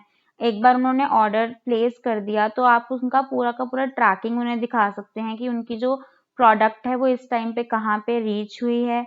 आप उन्हें टाइम टू टाइम ईमेल्स भेज सकते हैं और आप उनको अप टू डेट रख सकते हैं, बेटर कस्टमर सर्विस प्रोवाइड कर सकते हैं, लोअर कस्टमर सपोर्ट कॉस्ट। अब क्योंकि ये सारा जो मैंने आपको प्रोसेस अभी समझाया कस्टमर सर्विस का, कि आप उन्हें ईमेल भेज सकते हैं, ट्रैकिंग्स भेज सकते हैं, क्योंकि ये सब कुछ इंटरनेट की मदद से हो रहा है, तो ये सब कुछ इसकी जो कॉस्ट है वो काफी कम हो जाती है, तो आपको कस्टमर सपोर्ट देने की कॉस्ट भी कम पड़ जाती है। उसके बाद क्या है, वाइडर मार्केट, जो मैंने आपको मार्केटिंग के अंदर बताया कि आप किसी भी एरिया को टारगेट कर सकते हैं, आप खुद से डिसाइड कर सकते हैं, आप एक सिटी के तक लिमिटेड नहीं है कि वहीं पे आप फ्लायर्स बंटवा सकते हैं, ये बहुत ही इजी है। आप किसी भी कंट्री को, किसी भी लोकेशन को वर्ल्ड की टारगेट करके उसके अंदर अपनी मार्केट बना सकते हैं। चलिए, सो नेक्स्ट हमारे पास है B2B बिजनेस मॉडल। B2B क्या है, बिजनेस टू बिजनेस। अब इसमें क्या होता है, एक बिजनेस दूसरे बिजनेस को सेल करता है। This medium includes buying and selling of products and services between business organizations through the internet।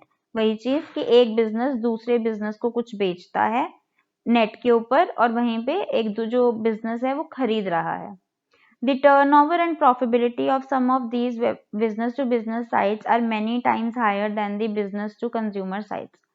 जो B2B साइट्स होती हैं उनका जो प्रॉफिटेबिलिटी है, जो प्रॉपर टर्नओवर आता है साल का, वो B2C साइट से ज्यादा होता है मोस्ट ऑफ द टाइम। अब इसका रीजन क्या है कि जब एक B2B एक बिजनेस के साथ डील कर रहा है तो वो बहुत बल्क में डील करता है, ठीक है। बट बिजनेस टू कंज्यूमर में क्या है, वो एक रिटेल शॉप है, उसके अंदर आप अगर बोलेंगे कि मुझे एक सिंगल सोप खरीदनी है, ठीक है, तो आपको एक सिंगल पीस मिल जाएगा। पर वहीं पे जैसे एक होलसेलर है, एक बिजनेस या एक जो पूरा एक कंपनी किसी और कंपनी के साथ डील कर रही है, तो बहुत ज्यादा बल्क में डील करती है, जहां पे क्वांटिटी बढ़ जाएगी वहां पे जो है पूरा का पूरा टर्नओवर और प्रॉफिटेबिलिटी भी बढ़ जाती है, ठीक है। Pricing is based on quantity of order and is even negotiable.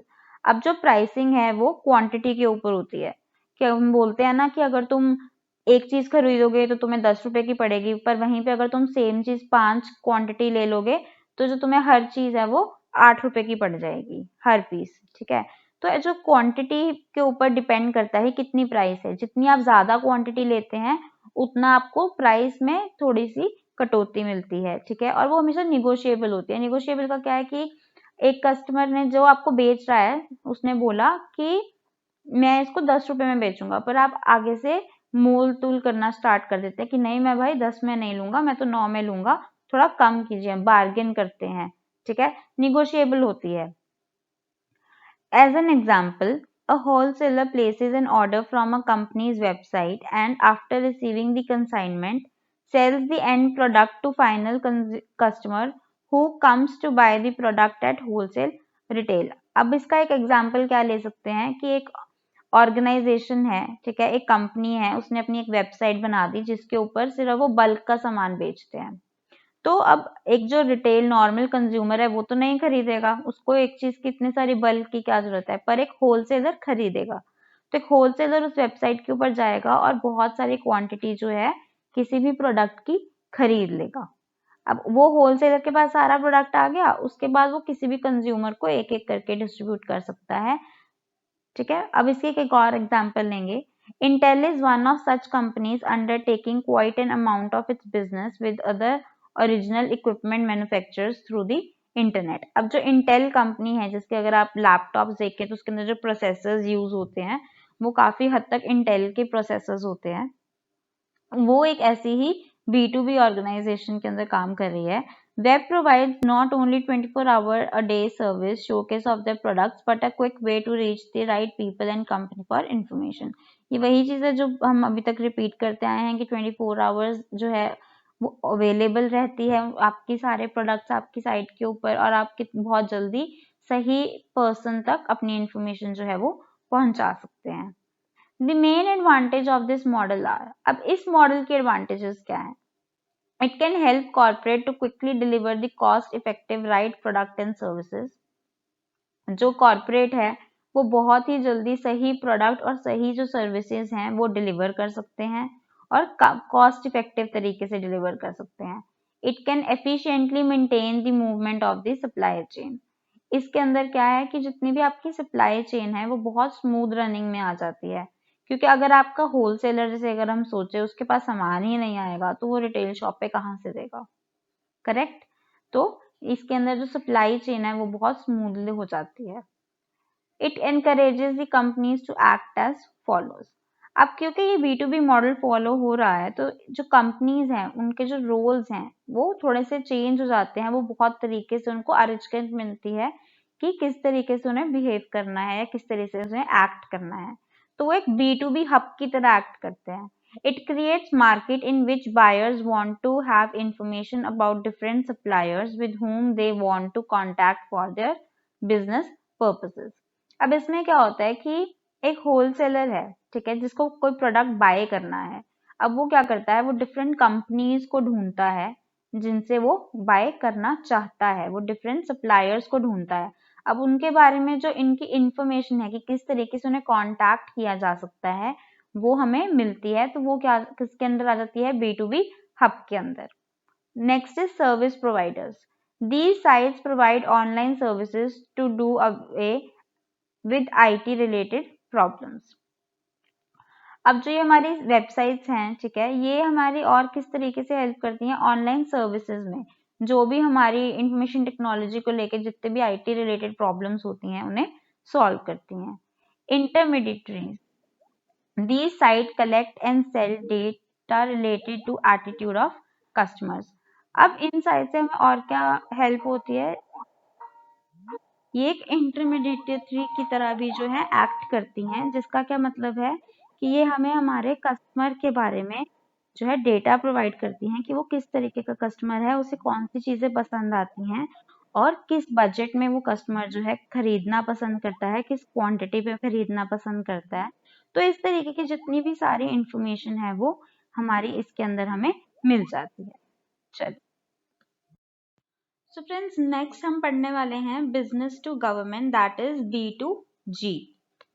In this model, business sells products or services directly to the government or government agencies. अब इस मॉडल के अंदर क्या होता है कि जो आपका बिजनेस है वो डायरेक्टली जो भी उसका प्रोडक्ट या उसकी कोई भी सर्विस है वो डायरेक्टली जाके गवर्नमेंट को सेल करता है। This model provides a way for businesses to bid on government projects and products that government might purchase or need their organizations. अब इसके अंदर क्या है कि जो बिजनेस है वो डायरेक्टली जो है आप जितने भी गवर्नमेंट के प्रोडक्ट्स या प्रोजेक्ट्स हैं उनके अंदर जो है बिड कर सकता है। बिड का क्या मतलब है, बोली लगा सकता है, ठीक है। B2G activities are increasingly being conducted via the internet through real time bidding. अब जितनी भी B2G एक्टिविटीज हैं वो नेट होने की वजह से जो है रियल टाइम में, मतलब जब एग्जैक्टली वो हो रही हैं आपको उस जगह पे होने की जरूरत नहीं है, आप इंटरनेट के थ्रू ही वो बिडिंग के अंदर जो है पार्टिसिपेट कर सकते हैं। तो ये हमारी आती है B2G मॉडल। नेक्स्ट हमारे पास है consumer to business, that is C2B। In this model, end user offers to sell products and services to the companies who are prepared to purchase them. अब इसमें क्या है, एक कंज्यूमर एक बिजनेस को कोई चीज जो है वो सेल करता है, किसी टाइप का प्रोडक्ट या फिर किसी टाइप की कोई सर्विस। अब एग्जाम्पल के तौर पे लेते हैं, Naukri.com is a website on which consumer can post his biodata for the services he can offer. Any business organization that is interested in deploying the services of the consumer can contact him and then employ him if suitable. अब Naukri.com पे क्या है, हम अपना resume या अपना biodata जो है वो अपलोड करते हैं। उसके अंदर हम ये मेंशन करते हैं कि हमारे अंदर कौन कौन सी क्वालिटीज हैं या हमें क्या क्या आता है, क्या क्या हमें स्किल्स आती हैं। फिर उसके ऊपर जो है डिपेंड होके अगर किसी कंपनी को मेरी वो स्किल्स की ज़रूरत है, वो कंपनी मुझे अप्रोच कर सकती है और मुझे पे करके मुझे उस स्किल के लिए या मेरा वो प्रोडक्ट जो है वो बाय कर सकती है, ठीक है। तो ये क्या हो गया, ये C2B हो गया। A consumer approaches website showing multiple business organizations for a particular service. Consumer places an estimate of amount he or she wants to spend for a particular service. अब इसके अंदर एक एग्जाम्पल जो है वो उसकी वाइस वर्सा भी आप सोच सकते हैं कि एक कंज्यूमर है, उसने एक वेबसाइट पे डाला कि मुझे एक रिज्यूमे बनवाना है और मेरा जो बजट है वो 200 रुपीज का है। तो अब क्या होगा कि जितनी भी बाकी की वेबसाइट्स हैं, ठीक है, या जितने भी बाकी के लोग हैं वो उस चीज को देखेंगे और उसके बाद वो क्या है, वो एक कंज्यूमर की एक इंक्वायरी है। कंज्यूमर ने डाल दिया कि मेरा बजट ये है, इतने में मुझे ये वाली जो सर्विस है वो रिक्वायर्ड है, तो बाकी के जितने भी लोग हैं वो जाएंगे और उस कंज्यूमर को अप्रोच करेंगे जो जिन्हें लगता है कि वो 200 के बजट के अंदर उसे एक रिज्यूमे बना के दे सकते हैं। Another example, comparison of interest rates of personal loan, car loan provided by various banks via website. Business organizations that fulfill the consumer's requirements with the specified budget approaches the consumer or customer and provides its services. Same चीज जो मैंने अभी आपको बताई कि जो अगर suppose कीजिए कार लोन या पर्सनल लोन के लिए जो है इंटरेस्ट कंपैरिजन मांगा था, तो उसके अंदर जो जितने भी वेबसाइट्स हैं या जितने भी बैंक्स हैं जो उसके बजट के अंदर वो प्रोवाइड कर सकते हैं, ठीक है, वो सब उसको अप्रोच करेंगे। ठीक है, चलिए। सो फ्रेंड्स, नेक्स्ट हमारे पास है consumer to consumer, that is C2C. The C2C model of e-commerce is a model in which a consumer sell products or services directly to the another consumer. इसमें क्या हो रहा है फ्रेंड्स, एक consumer दूसरे कंज्यूमर को डायरेक्टली जो है कोई प्रोडक्ट बेच रहा है। C2C normally forms an auction where the bidding is done online. Usually जब हम C2C की बात करते हैं, एक कंज्यूमर किसी और को कुछ बेचता है, वो यूजली एक ऑक्शन की फॉर्म में होता है जहां पे आप बिड कर सकते हैं ऑनलाइन। ठीक है, एक बोली वाला सिस्टम जो है जनरली होता है। उसके लिए अगर हम एग्जाम्पल देखें तो जो ebay.com है या फिर सबसे बेस्ट एग्जाम्पल OLX.com है, are the most popular sites performing such auctions. उनकी वो सबसे ज्यादा पॉपुलर है C2C के अंदर। C2C reduces the cost with the similar interest consumers interact directly. अब C2C के अंदर हमारी जो कॉस्ट है वो काफी नीचे आ जाती है क्योंकि हमें पहले से पता होता है कि जो कंज्यूमर्स हैं उनका जो इंटरेस्ट है वो ऑलमोस्ट सेम होता है। ठीक है, अभी काम कैसे करता है, मतलब व्हाट आई मीन कि OLX.com पे क्या रहा है। In C2C business model, the intermediary website helps consumer to sell their assets like residential property, cars, motorcycles, mobile, etc. Suppose कीजिए कि मैं एक कंज्यूमर हूँ, मेरे पास एक मोबाइल सेट है जो मुझे बेचना है। मैंने यूज किया है, मेरा वो मोबाइल सेट है पर मुझे अब बेचना है। ठीक है, या नया भी हो सकता है, मैंने नहीं भी यूज किया, बट कैसे भी मैं कंज्यूमर हूँ। ठीक है, और मुझे अपना मोबाइल जो है वो बेचना है। तो मैं क्या करूंगी, उस मोबाइल की जो पिक्चर है या जो भी उसकी इंफॉर्मेशन है वो मैं OLX.com पे वेबसाइट के ऊपर डाल दूंगी। अब जो ऐसे लोग हैं, ऐसे कंज्यूमर्स हैं जो मोबाइल फोन खरीदना चाहते हैं, ठीक है, थोड़ी कम प्राइस में, नया खरीदने से बेटर, किसी कंपनी से खरीदने से बेटर, वो किसी थोड़ा सा सेकंड हैंड थोड़े कम प्राइस में कुछ खरीदना चाहते हैं, तो वो अपने आप OLX पे आएंगे और किस मोबाइल को ढूंढेंगे। अब जब मैंने मोबाइल डाल रखा है तो उन्हें वो मोबाइल दिख जाएगा। इससे क्या होगा कि अब क्योंकि उन्हें चाहिए और मुझे बेचना है, तो हम दोनों कंज्यूमर जो है वो आपस में एक ट्रेड जो है, कॉमर्स जो है वो कर सकते हैं। ठीक है, सो आगे इसमें क्या है, by publishing their information on the website पे मैं इन्फॉर्मेशन डाल दूंगी कि अगर मेरा ये मोबाइल है, इसकी ये स्पेसिफिकेशंस है, इतना पुराना है, इतनी प्राइस है, और अगर कोई इंटरेस्टेड है तो ये मेरा फोन नंबर है, मुझे कॉन्टैक्ट कर सकते हैं। Other consumer may opt to buy the product of the first customer by viewing the post advertisement on the website. और इसी तरीके से कोई मुझे ढूंढ के जैसे वो मोबाइल चाहिए मुझसे कांटेक्ट कर सकता है। तो ये हमारी हो गई C2C। Next we have peer to peer. Sometimes groups of people with some commonality develop their own network system so that they can communicate directly through their own network. अब इसमें क्या होता है कि कुछ लोग हैं जो सेम इंटरेस्ट के हैं या उनके अंदर कोई कॉमनैलिटी है, कुछ कॉमन है, वो क्या करते हैं, अपना एक खुद का नेटवर्क बना लेते हैं। ठीक है, जिसके थ्रू वो डायरेक्टली कम्युनिकेट कर सकते हैं। This is called peer to peer type of business. इसे हम बोलाते हैं peer to peer. In this system, security concerns can be taken care through password policy to prevent unauthorized person to enter the system. अब इसके अंदर क्या है, क्योंकि हम डायरेक्टली जो है दूसरे पर्सन का जो है सिस्टम जो है उसको एक्सेस कर सकते हैं, इसमें इस तरीके का वो होता है कि कोई और हमारे सिस्टम में, हमारे नेटवर्क में ना आ जाए, उसके लिए हम इसको प्रोटेक्ट कर सकते हैं पासवर्ड पॉलिसी के थ्रू, ताकि जिन लोगों को हम हमारे नेटवर्क में नहीं चाहते वो एंटर ना कर पाए। P2P occurs when users' computer are connected directly to each other over the internet. P2P में क्या होता है कि दो डिफरेंट यूजर्स या मल्टीपल डिफरेंट यूजर्स जो हैं उनका जो कंप्यूटर है वो डायरेक्टली कनेक्टेड होता है इंटरनेट के ऊपर, ठीक है। In P2P technology to communicate users download files directly from other users computer rather than from a central server. अब इसमें क्या है, क्योंकि आपके जो दोनों कंप्यूटर्स हैं वो डायरेक्टली कनेक्टेड हैं, एक यूजर दूसरे यूजर के कंप्यूटर से डायरेक्टली जो फाइल्स हैं या कोई भी किसी भी तरीके का डेटा है वो डायरेक्टली डाउनलोड कर सकता है या एक्सेस कर सकता है, उसे सेंट्रल सर्वर जो हमारा बीच में मेन सर्वर होता है उसके पास उसकी रिक्वेस्ट जो है वो लेके जाने की जरूरत नहीं है। There is a direct access to other person computer जो उस नेटवर्क के अंदर है। Napster and Gnutella are examples of peer to peer software. अब जो हमारा नेपस्टर और जेनेटला है, इसके थ्रू जो है हम ऐसे सॉफ्टवेयर हैं जो हमें P2P करने के लिए मदद करते हैं या P2P की ऑप्शन देते हैं। Usually I am not a very big fan of P2P, इससे काफी ज्यादा जो इलीगल एक्टिविटीज हैं वो भी होती हैं। तो P2P जो मॉडल है उसके अंदर ज्यादा आपको सिक्योरिटी का भी बहुत ज्यादा ध्यान रखना पड़ता है और आपको ये बहुत ध्यान रखना पड़ता है कि जो दूसरा पर्सन जिसके साथ आपने अपना जो इन्फॉर्मेशन है, जो डेटा है, जो कंप्यूटर का एक्सेस है वो शेयर किया है, वो सब बहुत ही ज्यादा ट्रस्टेड सोर्सेज होने चाहिए। तो ये थोड़ा काफी केयरफुल जो मॉडल है वो आपको चलाना पड़ता है। सो या चलिए आगे देखेंगे। नेक्स्ट हमारे पास है G2B, government to business. G2B model offer government to approach business organizations.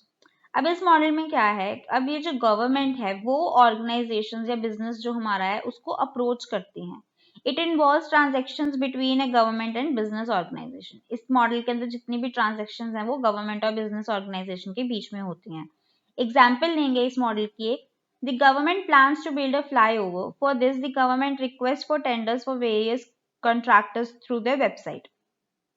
अब सपोज कीजिए कि कहीं पे आपके शहर के अंदर फ्लाईओवर बनना है तो उसके लिए टेंडर्स निकलते हैं, ठीक है। टेंडर की रिक्वेस्ट आती है जिसके अंदर जो गवर्नमेंट है वो बोलता है बिजनेसेस को कि हमें इस तरीके का यहाँ से यहाँ एक फ्लाईओवर बनाना है, इतने टाइम में बनाना है, आप लोग हमें जो है कोट्स भेजिए कि आप कितने पैसे में, कितने टाइम में, कितने एफर्ट में, काफी सारी चीजें होती हैं, हमें अपना बिजनेस प्लान भेजिए, अपना बिजनेस मॉडल भेजिए कि आप कैसे बना के देंगे कि, और फिर जो उसमें सब में से गवर्नमेंट जो है वो बेस्ट चूज करती है। तो उसमें यही बताना होता है कि हम जो गवर्नमेंट का जो फ्लाईओवर वो बनाना चाहती हैं, जो प्रोजेक्ट करना चाहती हैं, हम उसे कैसे अप्रोच करेंगे, क्या हमें चीजें चाहिए होंगी, कितना हम टाइम लेंगे, कितना हमारा मैन पावर होगा, और क्यों जो बाकी के कॉम्पिटिटर्स हैं उनकी बजाय वो गवर्नमेंट आपको वो प्रोजेक्ट दे, आपको चूज करे। तो जो ये सारी इंफॉर्मेशन है टेंडर्स कलेक्शन की या टेंडर के बारे में इंफॉर्मेशन डालने की कि हमें टेंडर्स के लिए एप्लीकेशन चाहिए, ये सारा जो काम है वो वेबसाइट के थ्रू हो जाता है जो कि G2B मॉडल को फॉलो कर रही है। सच government website support auctions, tenders and application submission functionalities. तो ये जो सारे हमारे ऑक्शंस होल्ड करने किसी चीज के लिए, टेंडर्स की, एप्लीकेशंस की जितनी भी ये फंक्शनैलिटीज हैं वो सारी इस वेबसाइट पे हो जाती हैं जो कि G2B मॉडल को फॉलो कर रही हैं। आगे देखेंगे। नेक्स्ट हमारे पास है government to citizen, G2C model. Government uses G2C model website to approach citizen in general. अब ये वेबसाइट्स क्या हैं, ये गवर्नमेंट बनाती हैं ताकि जो गवर्नमेंट है वो नॉर्मल जो सिटीजन्स हैं, देशवासी हैं, वो एक्सेस कर सके, उन्हें अप्रोच कर सके, ठीक है। This model is also a part of e governance. ये जो मॉडल है ये भी ई गवर्नेंस का ही पार्ट है। The objective of this model is to provide good and effective services to the citizen. अब G2C मॉडल का अगर आपको कोई पूछ ले कि ऑब्जेक्टिव क्या है, इसका जो मेन ऑब्जेक्टिव है वो यही है कि वो जो उसके सिटीजन्स हैं, ठीक है, उनको एक अच्छी और इफेक्टिव सर्विस प्रोवाइड कर सके। It reduces average time for fulfilling people requests for various government services. अब गवर्नमेंट की इतनी सारी सर्विसेज हैं, अगर किसी पर्सन को उसके बारे में कोई जानकारी चाहिए तो अगर वो फिजिकली किसी भी जगह से, किसी ऑफिस से या किसी भी तरीके से उस जानकारी को हासिल करना चाहेगा तो बहुत सारा टाइम लगेगा और उसे पता नहीं कहाँ कहाँ जाके वो इन्फॉर्मेशन को सर्च करना पड़ेगा। बट वहीं पे जो ये वेबसाइट्स होती हैं जो G2C मॉडल फॉलो करती हैं, वहाँ पे सारी इन्फॉर्मेशन पहले से दी गई होती है। किसी भी सिटीजन को किसी भी तरीके की इन्फॉर्मेशन चाहिए वो वहाँ जाके उसको देख सकता है, उसके बारे में पढ़ सकता है, जानकारी ले सकता है, और अगर उसके पास फिर भी उसको लगे कि उसे समझ नहीं आया है या उसे कोई और एडिशनल इन्फॉर्मेशन चाहिए, वो वहां से मेल या कॉन्टैक्ट अस फॉर्म के अंदर अपना क्वेश्चन लिख के डाल सकता है जो कि सही पर्सन के पास पहुंचेगी जो उसके बारे में उसको रिप्लाई करेंगे। The government provides the following facilities to the citizens through this website. अब जो G2C वेबसाइट्स होती हैं इनके ऊपर किस तरीके की इंफॉर्मेशन जो है गवर्नमेंट सिटीजन्स को देती है। Information of all government department, अब जितने भी गवर्नमेंट के डिपार्टमेंट्स हैं, ठीक है, उनके बारे में जितनी भी इंफॉर्मेशन होगी कि कहाँ पे आपका रिटायरमेंट के बारे में आपको मिलेगा, कहाँ आपका पेंशन डिपार्टमेंट है, कहाँ आपका सैलरी डिपार्टमेंट है, फाइनेंस डिपार्टमेंट है, जो ऐसे डिपार्टमेंट्स होते हैं उनके बारे में जो इन्फॉर्मेशन होती है वो सारी जो है वो इन वेबसाइट्स पे दी जाती है। डिफरेंट वेलफेयर स्कीम्स, कौन कौन सी वेलफेयर स्कीम्स जो हैं जो सीनियर सिटीजन्स के लिए चलाई गई है, या जो छोटे बच्चे हैं उनके लिए कोई वेलफेयर है, या जो बिलो पॉवर्टी लाइन है उनके लिए क्या स्कीम्स चलाई हैं, जो इस तरह की स्कीम्स होती हैं वेलफेयर स्कीम्स, उनके बारे में जो है डेटा जो इन्फॉर्मेशन होती है इन वेबसाइट्स पे डाली जाती है। Different application forms to be used by citizens, जो डिफरेंट हमारे जैसे कि GH फॉर्म होता है, टैक्स इन्फॉर्मेशन फॉर्म होता है, जिस तरह की एप्लीकेशन फॉर्म्स होती हैं वो भी जो है वहां पे अपलोड की जाती हैं, एम्प्टी फॉर्म्स जो कि सिटीजन्स यूज कर सकते हैं। G2C also provides services like registration of for birth, marriage और डेथ सर्टिफिकेट्स। अब इन साइट्स के ऊपर आप इन तरीके के जो सर्टिफिकेट्स हैं, बर्थ सर्टिफिकेट, मैरिज सर्टिफिकेट या डेथ सर्टिफिकेट की जो रिक्वेस्ट हैं वो भी रजिस्टर कर सकते हैं। तो ये सारा जो इंफॉर्मेशन है जहाँ पे गवर्नमेंट एक सिटीजन के साथ रिलेट करती है, इंटरैक्ट करती है, कुछ कम्युनिकेट करती है, वो सारी G2C मॉडल के अंदर जो है वेबसाइट्स फॉल करती हैं। चलिए नेक्स्ट हमारे पास जो लास्ट मॉडल है वो है गवर्नमेंट टू गवर्नमेंट। अब इसमें क्या है, गवर्नमेंट का एक डिपार्टमेंट या एक एजेंसी दूसरे गवर्नमेंट के साथ जो है इंटरैक्ट करती है। It is use for the electronic sharing of data and information between government agencies, departments और ऑर्गेनाइजेशंस, कि दोनों ही साइड पे गवर्नमेंट की कोई एजेंसी या डिपार्टमेंट ऑर्गेनाइजेशन होता है, उनके बीच में जो डेटा को शेयर करना है, जो कोई इंफॉर्मेशन है उसकी जो शेयरिंग होनी है इलेक्ट्रॉनिकली, वो G2G मॉडल में आती है। The main advantage or objective of G2G is to implement e government initiatives by improving communication, data access and data sharing.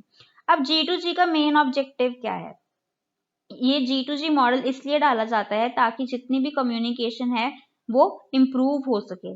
बीच में फाइल्स मिस हो गई, डेटा सही टाइम से नहीं पहुंचा, सही तरीके से अपडेट नहीं हुआ, मिस्टेक्स हो गई, ये जो सारी चीजें हैं इनसे ऊपर आने के लिए जो है ये G2G वेबसाइट्स बनाई जाती हैं, जिनके ऊपर जो डेटा है वो ओवर द इंटरनेट जो है इजीली शेयरेबल है, कम्युनिकेशन हो सकती है, डेटा एक्सेस किया जा सकता है और डेटा शेयर किया जा सकता है। अब उसके बाद क्या है, this enables the governments to reduce cost of their offices and make them more efficient in delivering and streamlining their services. अब G2G मॉडल से क्या होता है कि जो गवर्नमेंट है उसकी कॉस्ट काफी ज्यादा कम हो जाती है, ठीक है। जो डेटा है अगर वो फिजिकल फॉर्म में होगा तो उसे मेंटेन भी करना पड़ेगा, उतना स्पेस भी लगेगा, और वहीं पे साथ के साथ उसे मेंटेन करने के लिए बहुत सारे लोगों को हायर करना पड़ेगा, उनको जॉब पे रखना पड़ेगा। तो ये सारी जो चीजें हैं वहां पे कहीं ना कहीं जो आपकी कॉस्ट है उसमें कटौती होती है जब ये सारी चीजें ऑनलाइन हो जाती हैं, और जो शेयरिंग है गवर्नमेंट के बीच में गवर्नमेंट के साथ इजीली ओवर द इंटरनेट हो जाती है। इससे आपका जो प्रोसेस ऑफ डिलीवरिंग है वो एफिशिएंट भी होता है, कॉस्ट भी कम होती है, और जो सर्विसेज हैं वो सही प्रकार से सही ढंग से स्ट्रीमलाइन होके चल भी पाती हैं। चलिए अब आगे करेंगे।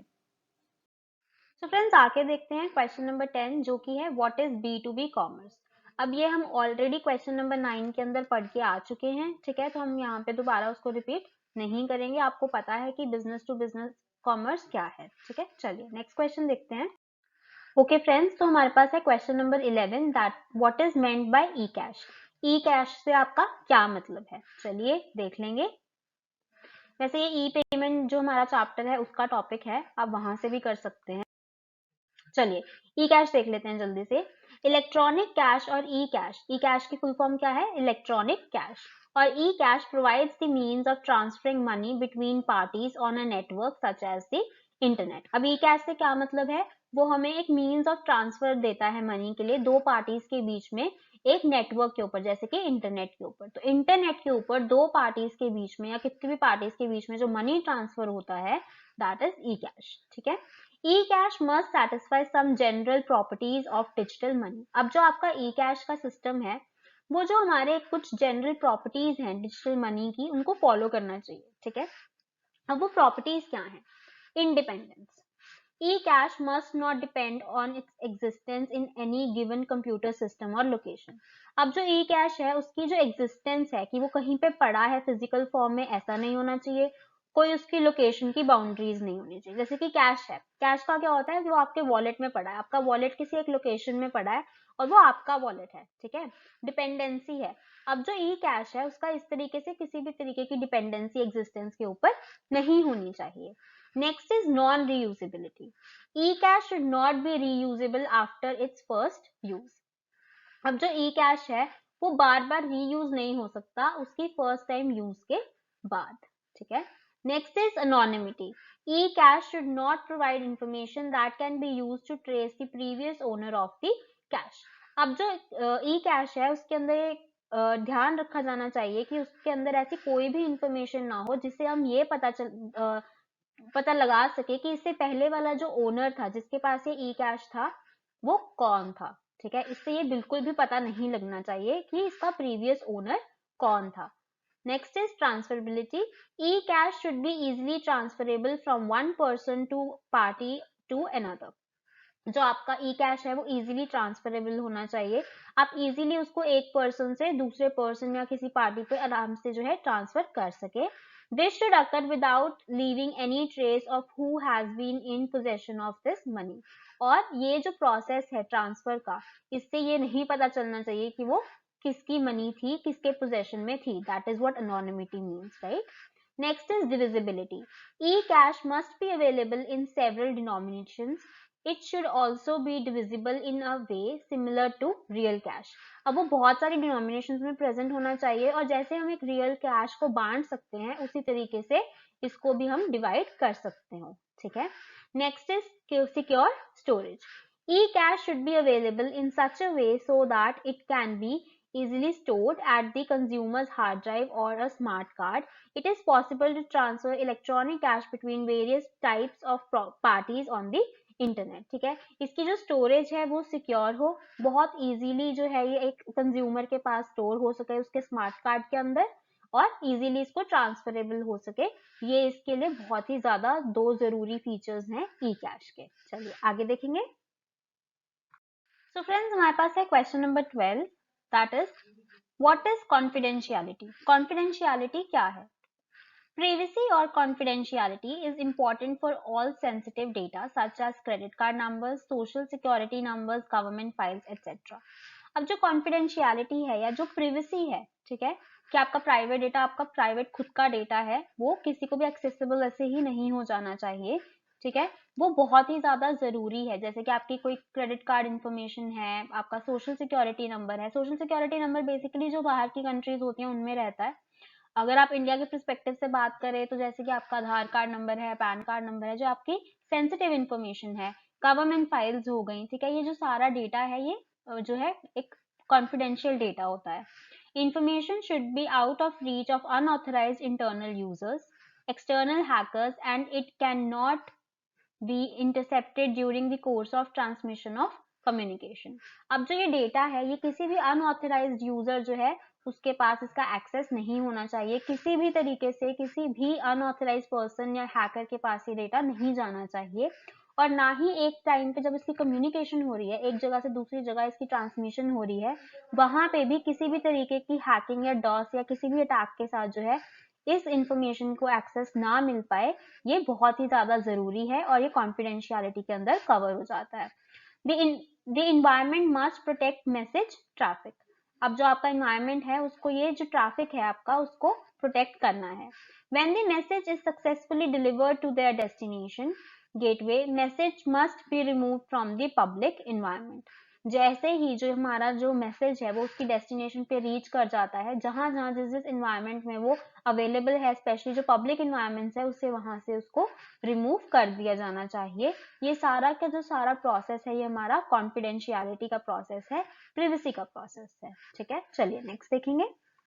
सो फ्रेंड्स हमारा क्वेश्चन नंबर 13 है डिफाइन इंटरनेट बैंकिंग. कि हमारा जो ऑनलाइन बैंकिंग ई बैंकिंग है उसे डिफाइन कीजिए. ये हम पहले भी कर चुके हैं बट एक बार और इसको रिवाइज कर लेंगे. चलिए. तो सबसे पहले जो ई बैंकिंग है उसे हम ऑनलाइन बैंकिंग भी बुलाते हैं. चलिए इसका फर्स्ट पॉइंट देखेंगे कि ई बैंकिंग आखिरकार क्या है. It is a method of banking in which the customer conducts transactions electronically via the internet. अब ई बैंकिंग में क्या होता है, जितने भी आपके बैंकिंग की जो चीजें हैं, ठीक है, वो सारी जो है आप अपने इंटरनेट के ऊपर इलेक्ट्रॉनिकली करते हैं। सारी ट्रांजेक्शन्स को इलेक्ट्रॉनिकली इंटरनेट की मदद से जब आप करते हैं, उस मेथड ऑफ बैंकिंग को हम क्या बुलाते हैं, ई बैंकिंग, ठीक है। It simply uses electronic media to transfer funds directly from one account to another rather than check or cash. तो इसमें क्या होता है, ये एक इलेक्ट्रॉनिक मीडिया है जो कि आपको आपके फंड्स जो हैं ट्रांसफर करने में, एक अकाउंट से दूसरे अकाउंट में ट्रांसफर करने में मदद करता है, जो कि आप इलेक्ट्रॉनिकली करते हैं, इंटरनेट के ऊपर करते हैं। आपको किसी भी चेक या फिर कैश की जरूरत जो है नहीं पड़ती। नेक्स्ट पॉइंट है, online banking helps customers to overcome the limitation of place and time as they can bank anywhere and any time. अब जो ऑनलाइन बैंकिंग है उसका एक सबसे अच्छी चीज क्या है कि आपकी जो लिमिटेशन है प्लेस की या किसी टाइम की, वो खत्म हो जाती है। ई बैंकिंग के अंदर आपको ये नहीं सोचना पड़ता कि आपको बैंक जाना पड़ेगा और बैंक कहाँ पे लोकेटेड है, कहाँ पे बैंक बना हुआ है, जो बैंक है उसकी टाइमिंग्स क्या है, कितने बजे खुलता है, कितने बजे बंद होता है, कितनी देर तक ही कस्टमर्स को अटेंड करता है। इनमें से किसी भी चीज की जो है टेंशन लेने की आपको जरूरत नहीं है, आपको इन चीजों के बारे में नहीं सोचना पड़ता। ऑनलाइन बैंकिंग जो है वो 24/7 जो है आपको अवेलेबल रहती है। Example, telephone banking, net banking, ATM, credit card, debit card, smart card, EFT, maestro, citrus, visa plus, AFT, ये कुछ मैंने एग्जाम्पल्स दी हैं। जो ये सारी हैं ये ई बैंकिंग के अंडर फॉल करती हैं। कि ई बैंकिंग हम बोल तो रहे हैं पर ई बैंकिंग के अंदर क्या क्या आता है, ये उन चीजों की लिस्ट है। Telephone banking, mobile banking, net banking, ये सारी जो हैं वो ई बैंकिंग की अम्ब्रेला के अंडर आती हैं। चलिए इन सब के बारे में एक एक करके पढ़ेंगे, आगे भी चलते हैं। तो फ्रेंड्स हमारे पास क्वेश्चन नंबर 14 है, right features of e trading. E trading के फीचर्स बताइए। चलिए ये भी पढ़ लेते हैं। फीचर्स ऑफ ई ट्रेडिंग, तो इसके अंदर काफी सारे फीचर्स लिस्टेड हैं, लेफ्ट हैंड साइड भी हैं और राइट हैंड साइड भी हैं। तो एक एक करके सारे के सारे फीचर्स हम लोग देखने वाले हैं। चलिए स्टार्ट करते हैं। सबसे पहले, it is easy for anyone to access and use. जो ई ट्रेडिंग है, जो ऑनलाइन ट्रेडिंग है, उससे क्या हुआ कि वो बहुत ही ज्यादा आसान है और सब भी उसे आराम से एक्सेस भी कर सकते हैं और यूज भी कर सकते हैं। It is safe and convenient way to hold and trade securities. अब अगर हम फिजिकल सिक्योरिटीज की बात करें तो जैसे कि वो पेपर पे होती थी, उनका गुम होना, डिस्ट्रॉय होना, पेपर का टाइम के साथ खराब हो जाना, थेफ्ट हो जाना, ऐसी बहुत सी जो चीजें हैं आती थी। तो अब जब वो ई ट्रेडिंग की बात करें, जब सब कुछ इलेक्ट्रॉनिक फॉर्म में हो गया है, तो सब कुछ बहुत ज्यादा सेफ और कन्वीनियंट हो गया है आपकी सिक्योरिटीज को होल्ड करना, अपने पास रखना और साथ ही साथ उनको ट्रेड करना। रिड्यूस्ड कॉस्ट ऑफ ट्रांजेक्शन, ये हमने पहले भी फर्स्ट पेपर के अंदर डिस्कस किया था कि जो पहले सिक्योरिटीज, फिजिकल सिक्योरिटीज होती थी, उनको यूज करने के लिए, उनको ट्रेड करने के लिए हमें ब्रोकर की जरूरत पड़ती थी जो फ्लोर पे जाता था और बहुत सारे उसमें हमारे पैसे लगते थे। अब जो है उसकी जो कॉस्ट है वो काफी ज्यादा कम हो गई है, ठीक है। It is easy to keep record safely, अब जो पूरा का पूरा रिकॉर्ड है वो इलेक्ट्रॉनिकली डिजिटल फॉर्मेट में स्टोर हो जाता है, तो it's easier to store the records and it is safe also. It offers full transparency. अब आपके पास क्योंकि सारा जो रिकॉर्ड है, पूरी रिपोर्ट्स बन के आती हैं, तो वहां पे ट्रांसपेरेंसी है, किसी भी तरीके की कोई भी हिडन चीज नहीं है, कोई भी बात छुपाई नहीं गई है। Next is it delivers greater liquidity. अब इसमें क्या है कि जो आपका ऑनलाइन जाने की वजह से जो लिक्विडिटी है वो भी ज्यादा बढ़ गई है, ठीक है। इट इम्प्रूव्स कॉम्पिटिटिवनेस, अब जो कंपटीशन रहता है वो भी बहुत ज्यादा इम्प्रूव हो गया है, क्योंकि अब आप बहुत इजीली एक्सेस रखते हैं इंफॉर्मेशन को कि कौन सी सिक्योरिटी कैसे परफॉर्म कर रही है, कौन सी जो आपकी स्कीम्स हैं वो किस तरीके से परफॉर्म कर रही हैं। इट इज एफिशिएंट, ऑब्वियसली ये बहुत ही ज्यादा एफिशिएंट मेथड है, बिकॉज रिपोर्ट्स रहती हैं, आप बहुत क्लियरली सारे डेटा को एक्सेस कर सकते हैं, एनालाइज कर सकते हैं। प्राइवेट एंड सिक्योर, अब जितनी भी आपकी इंफॉर्मेशन है, ठीक है, जितने भी आपके सारे आपके सिक्योरिटीज हैं वो आपके ही अकाउंट के अंदर जो है, ट्रेडिंग अकाउंट के अंदर आपका प्राइवेट इंफॉर्मेशन है और वो काफी ज्यादा सिक्योर भी है। ऑटोमेटेड रिकंसिलिएशन ऑफ अकाउंट्स, अब जितने भी आपके अकाउंट्स बनते हैं उनकी जो रिकंसिलिएशन है, मतलब उनको कि वो सही है ना, उनकी जो मैचिंग है, आप बहुत इजी तरीके से उनको रिकंसाइल कर सकते हैं, उन्हें चेक कर सकते हैं कि वो सब कुछ जो डेटा है वो up to date and up to mark है या नहीं।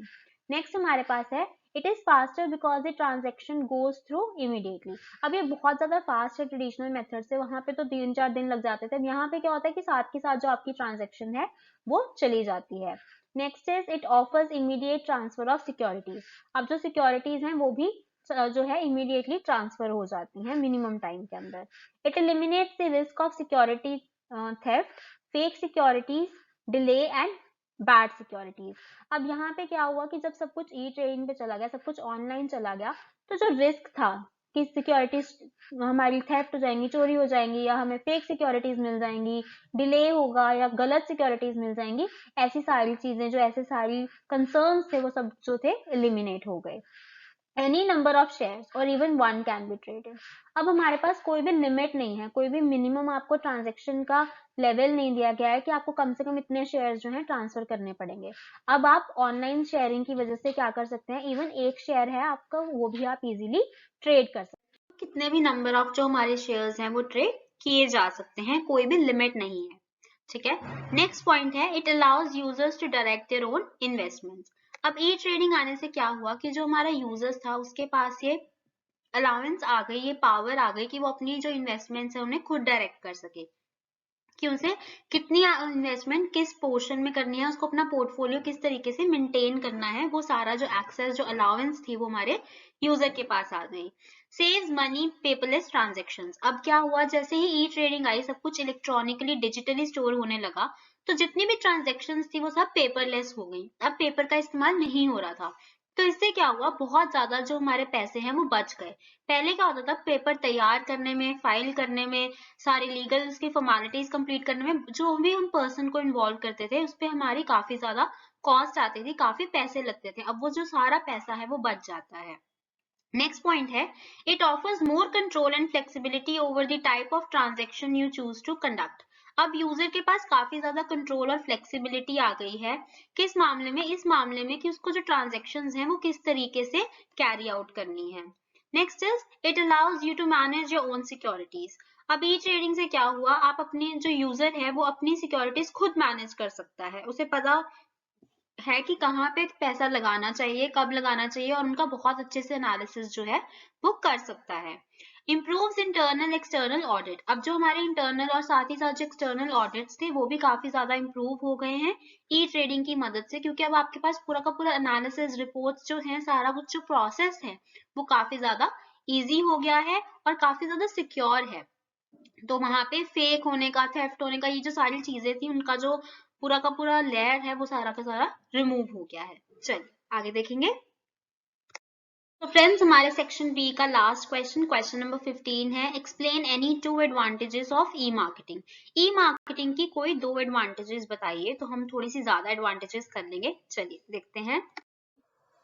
अब हम पढ़ेंगे एडवांटेजेस ऑफ ई मार्केटिंग। अब हम अच्छे से समझ चुके हैं कि ई मार्केटिंग क्या है, किस तरीके से वो ट्रेडिशनल मार्केटिंग से डिफरेंट है। अब इसके कुछ एडवांटेजेस देखते हैं।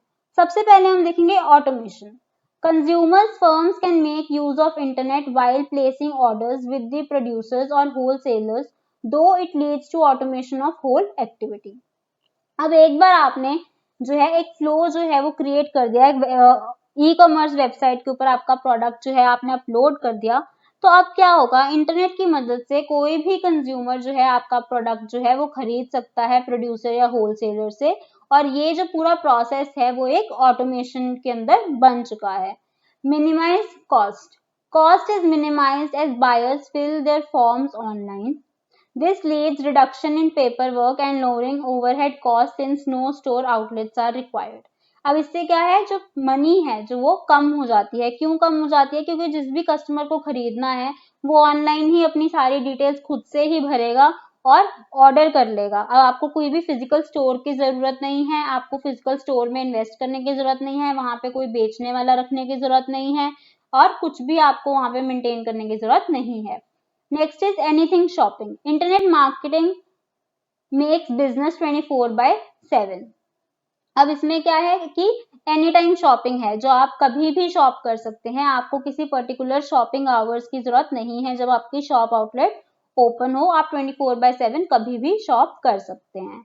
Immediacy With few clicks on your personal computer, you can book a car, purchase books and order groceries etc. Everything can be acquired immediately. अब इसमें क्या है, आप साथ के साथ जो है कुछ भी खरीद सकते हैं या कुछ भी ऑर्डर कर सकते हैं, आपको वेट करने की जरूरत नहीं है. Time saving. Customers can pay telephone bills, electricity bills, trade securities, check their account balance without waiting in long queues and thus help in saving time. अब इससे क्या है, आपका काफी सारा जो समय है वो बचता है. सोचिए अगर आपको कहीं पे लाइन में खड़े होकर आपके इलेक्ट्रिसिटी बिल भरवाने पड़े तो वो कितना ही डिफिकल्ट है. बट वहीं पे अब क्या है, क्योंकि सब कुछ जो है वो ऑनलाइन हो सकता है, ऑनलाइन पॉसिबल है, आपकी किसी भी टाइम पे जो है बिल पेमेंट कर सकते हैं. Next is reach. With the use of internet, businesses now have a truly global reach. जो इंटरनेट है उसने ग्लोबल रीच प्रोवाइड की है. Customer base could be increased by reaching new market with help of e-marketing. आप अपना जो customer का base है वो और ज्यादा जो है इंक्रीज कर सकते हैं, एक्सपैंड कर सकते हैं, न्यू मार्केट में, न्यू एज ग्रुप या न्यू लोगों में जो है ट्राई कर सकते हैं ई मार्केटिंग की मदद. Next is reduction in cost. E-marketing helps in reduction of stock as companies follow just-in-time stock technique, and under this technique inventory is procured by suppliers only when order is placed by the buyer. अब इसमें क्या है, इसकी advantage क्या है ई marketing की, कि जो कॉस्ट है वो और ज्यादा लो हो जाएगी, स्टॉक नहीं रखना पड़ेगा. क्योंकि अब स्टॉक क्यों नहीं रखना पड़ेगा, एक just in time stock technique जो है वो फॉलो की जाती है. इसमें क्या होता है कि जो सप्लायर है वो तभी कोई सामान जो है वो प्रोक्योर करता है, जिसको बेचना है, वो सेलर जो है वो तभी सामान सप्लायर से लेगा जब उसके पास सच में कोई ऑर्डर आएगा, जब उसके पास कोई बायर होगा. अब ट्रेडिशनल में क्या है, अगर आपको आपकी शॉप से कुछ सेल करना है तो आपके पास ऑलरेडी वो सामान आपने खरीद के स्टॉक में रखा होना चाहिए, तभी आप उसको बेच सकते हैं. बट वहीं पे जब हम ई मार्केटिंग की बात करते हैं तो जब आपके पास ऑर्डर आ गया किसी चीज का, तब आप उस चीज को प्रोक्योर करें और अपने बायर को दें. Next is improved customer sale and services. E-marketing provides for two-way communication, and in response to the feedback by the customer, better services could be given to the consumers. अब next क्या है कि जो cell और services हैं, customer services हैं, वो improve हो सकती हैं. ई मार्केटिंग क्या है, टू वे कम्युनिकेशन है. कंपनी अपनी बात कहती है और कंज्यूमर अपनी बात कहता है. तो जो कंज्यूमर ने जो भी फीडबैक दी है उसके बेसिस पे एक बेटर सर्विस या एक बेटर प्रोडक्ट जो है वो उसको दिया जा सकता है. Next is harmonization of producers. Various companies will follow same procedures. So, there would be standardization and harmonization of procedure to be followed in e-marketing. अब इसमें क्या हो रहा है कि हार्मोनाइजेशन हो रही है, कि सिंक में लाया जा रहा है प्रोसीजर को. अब बहुत सारी जो कंपनीज हैं वो सेम ही प्रोसीजर फॉलो करती हैं, जिसकी वजह से क्या है, एक स्टैंडर्डाइजेशन आ जाता है एक प्रोसीजर के अंदर, जो कि ई मार्केटिंग के अंदर फॉलो किया जाएगा. एक सेम मेथड, एक सेम प्रोसीजर जो है फॉलो किया जाता है. Next is brand awareness. With online trading, businesses now have a truly global reach. Due to global reach, brand awareness is possible through internet.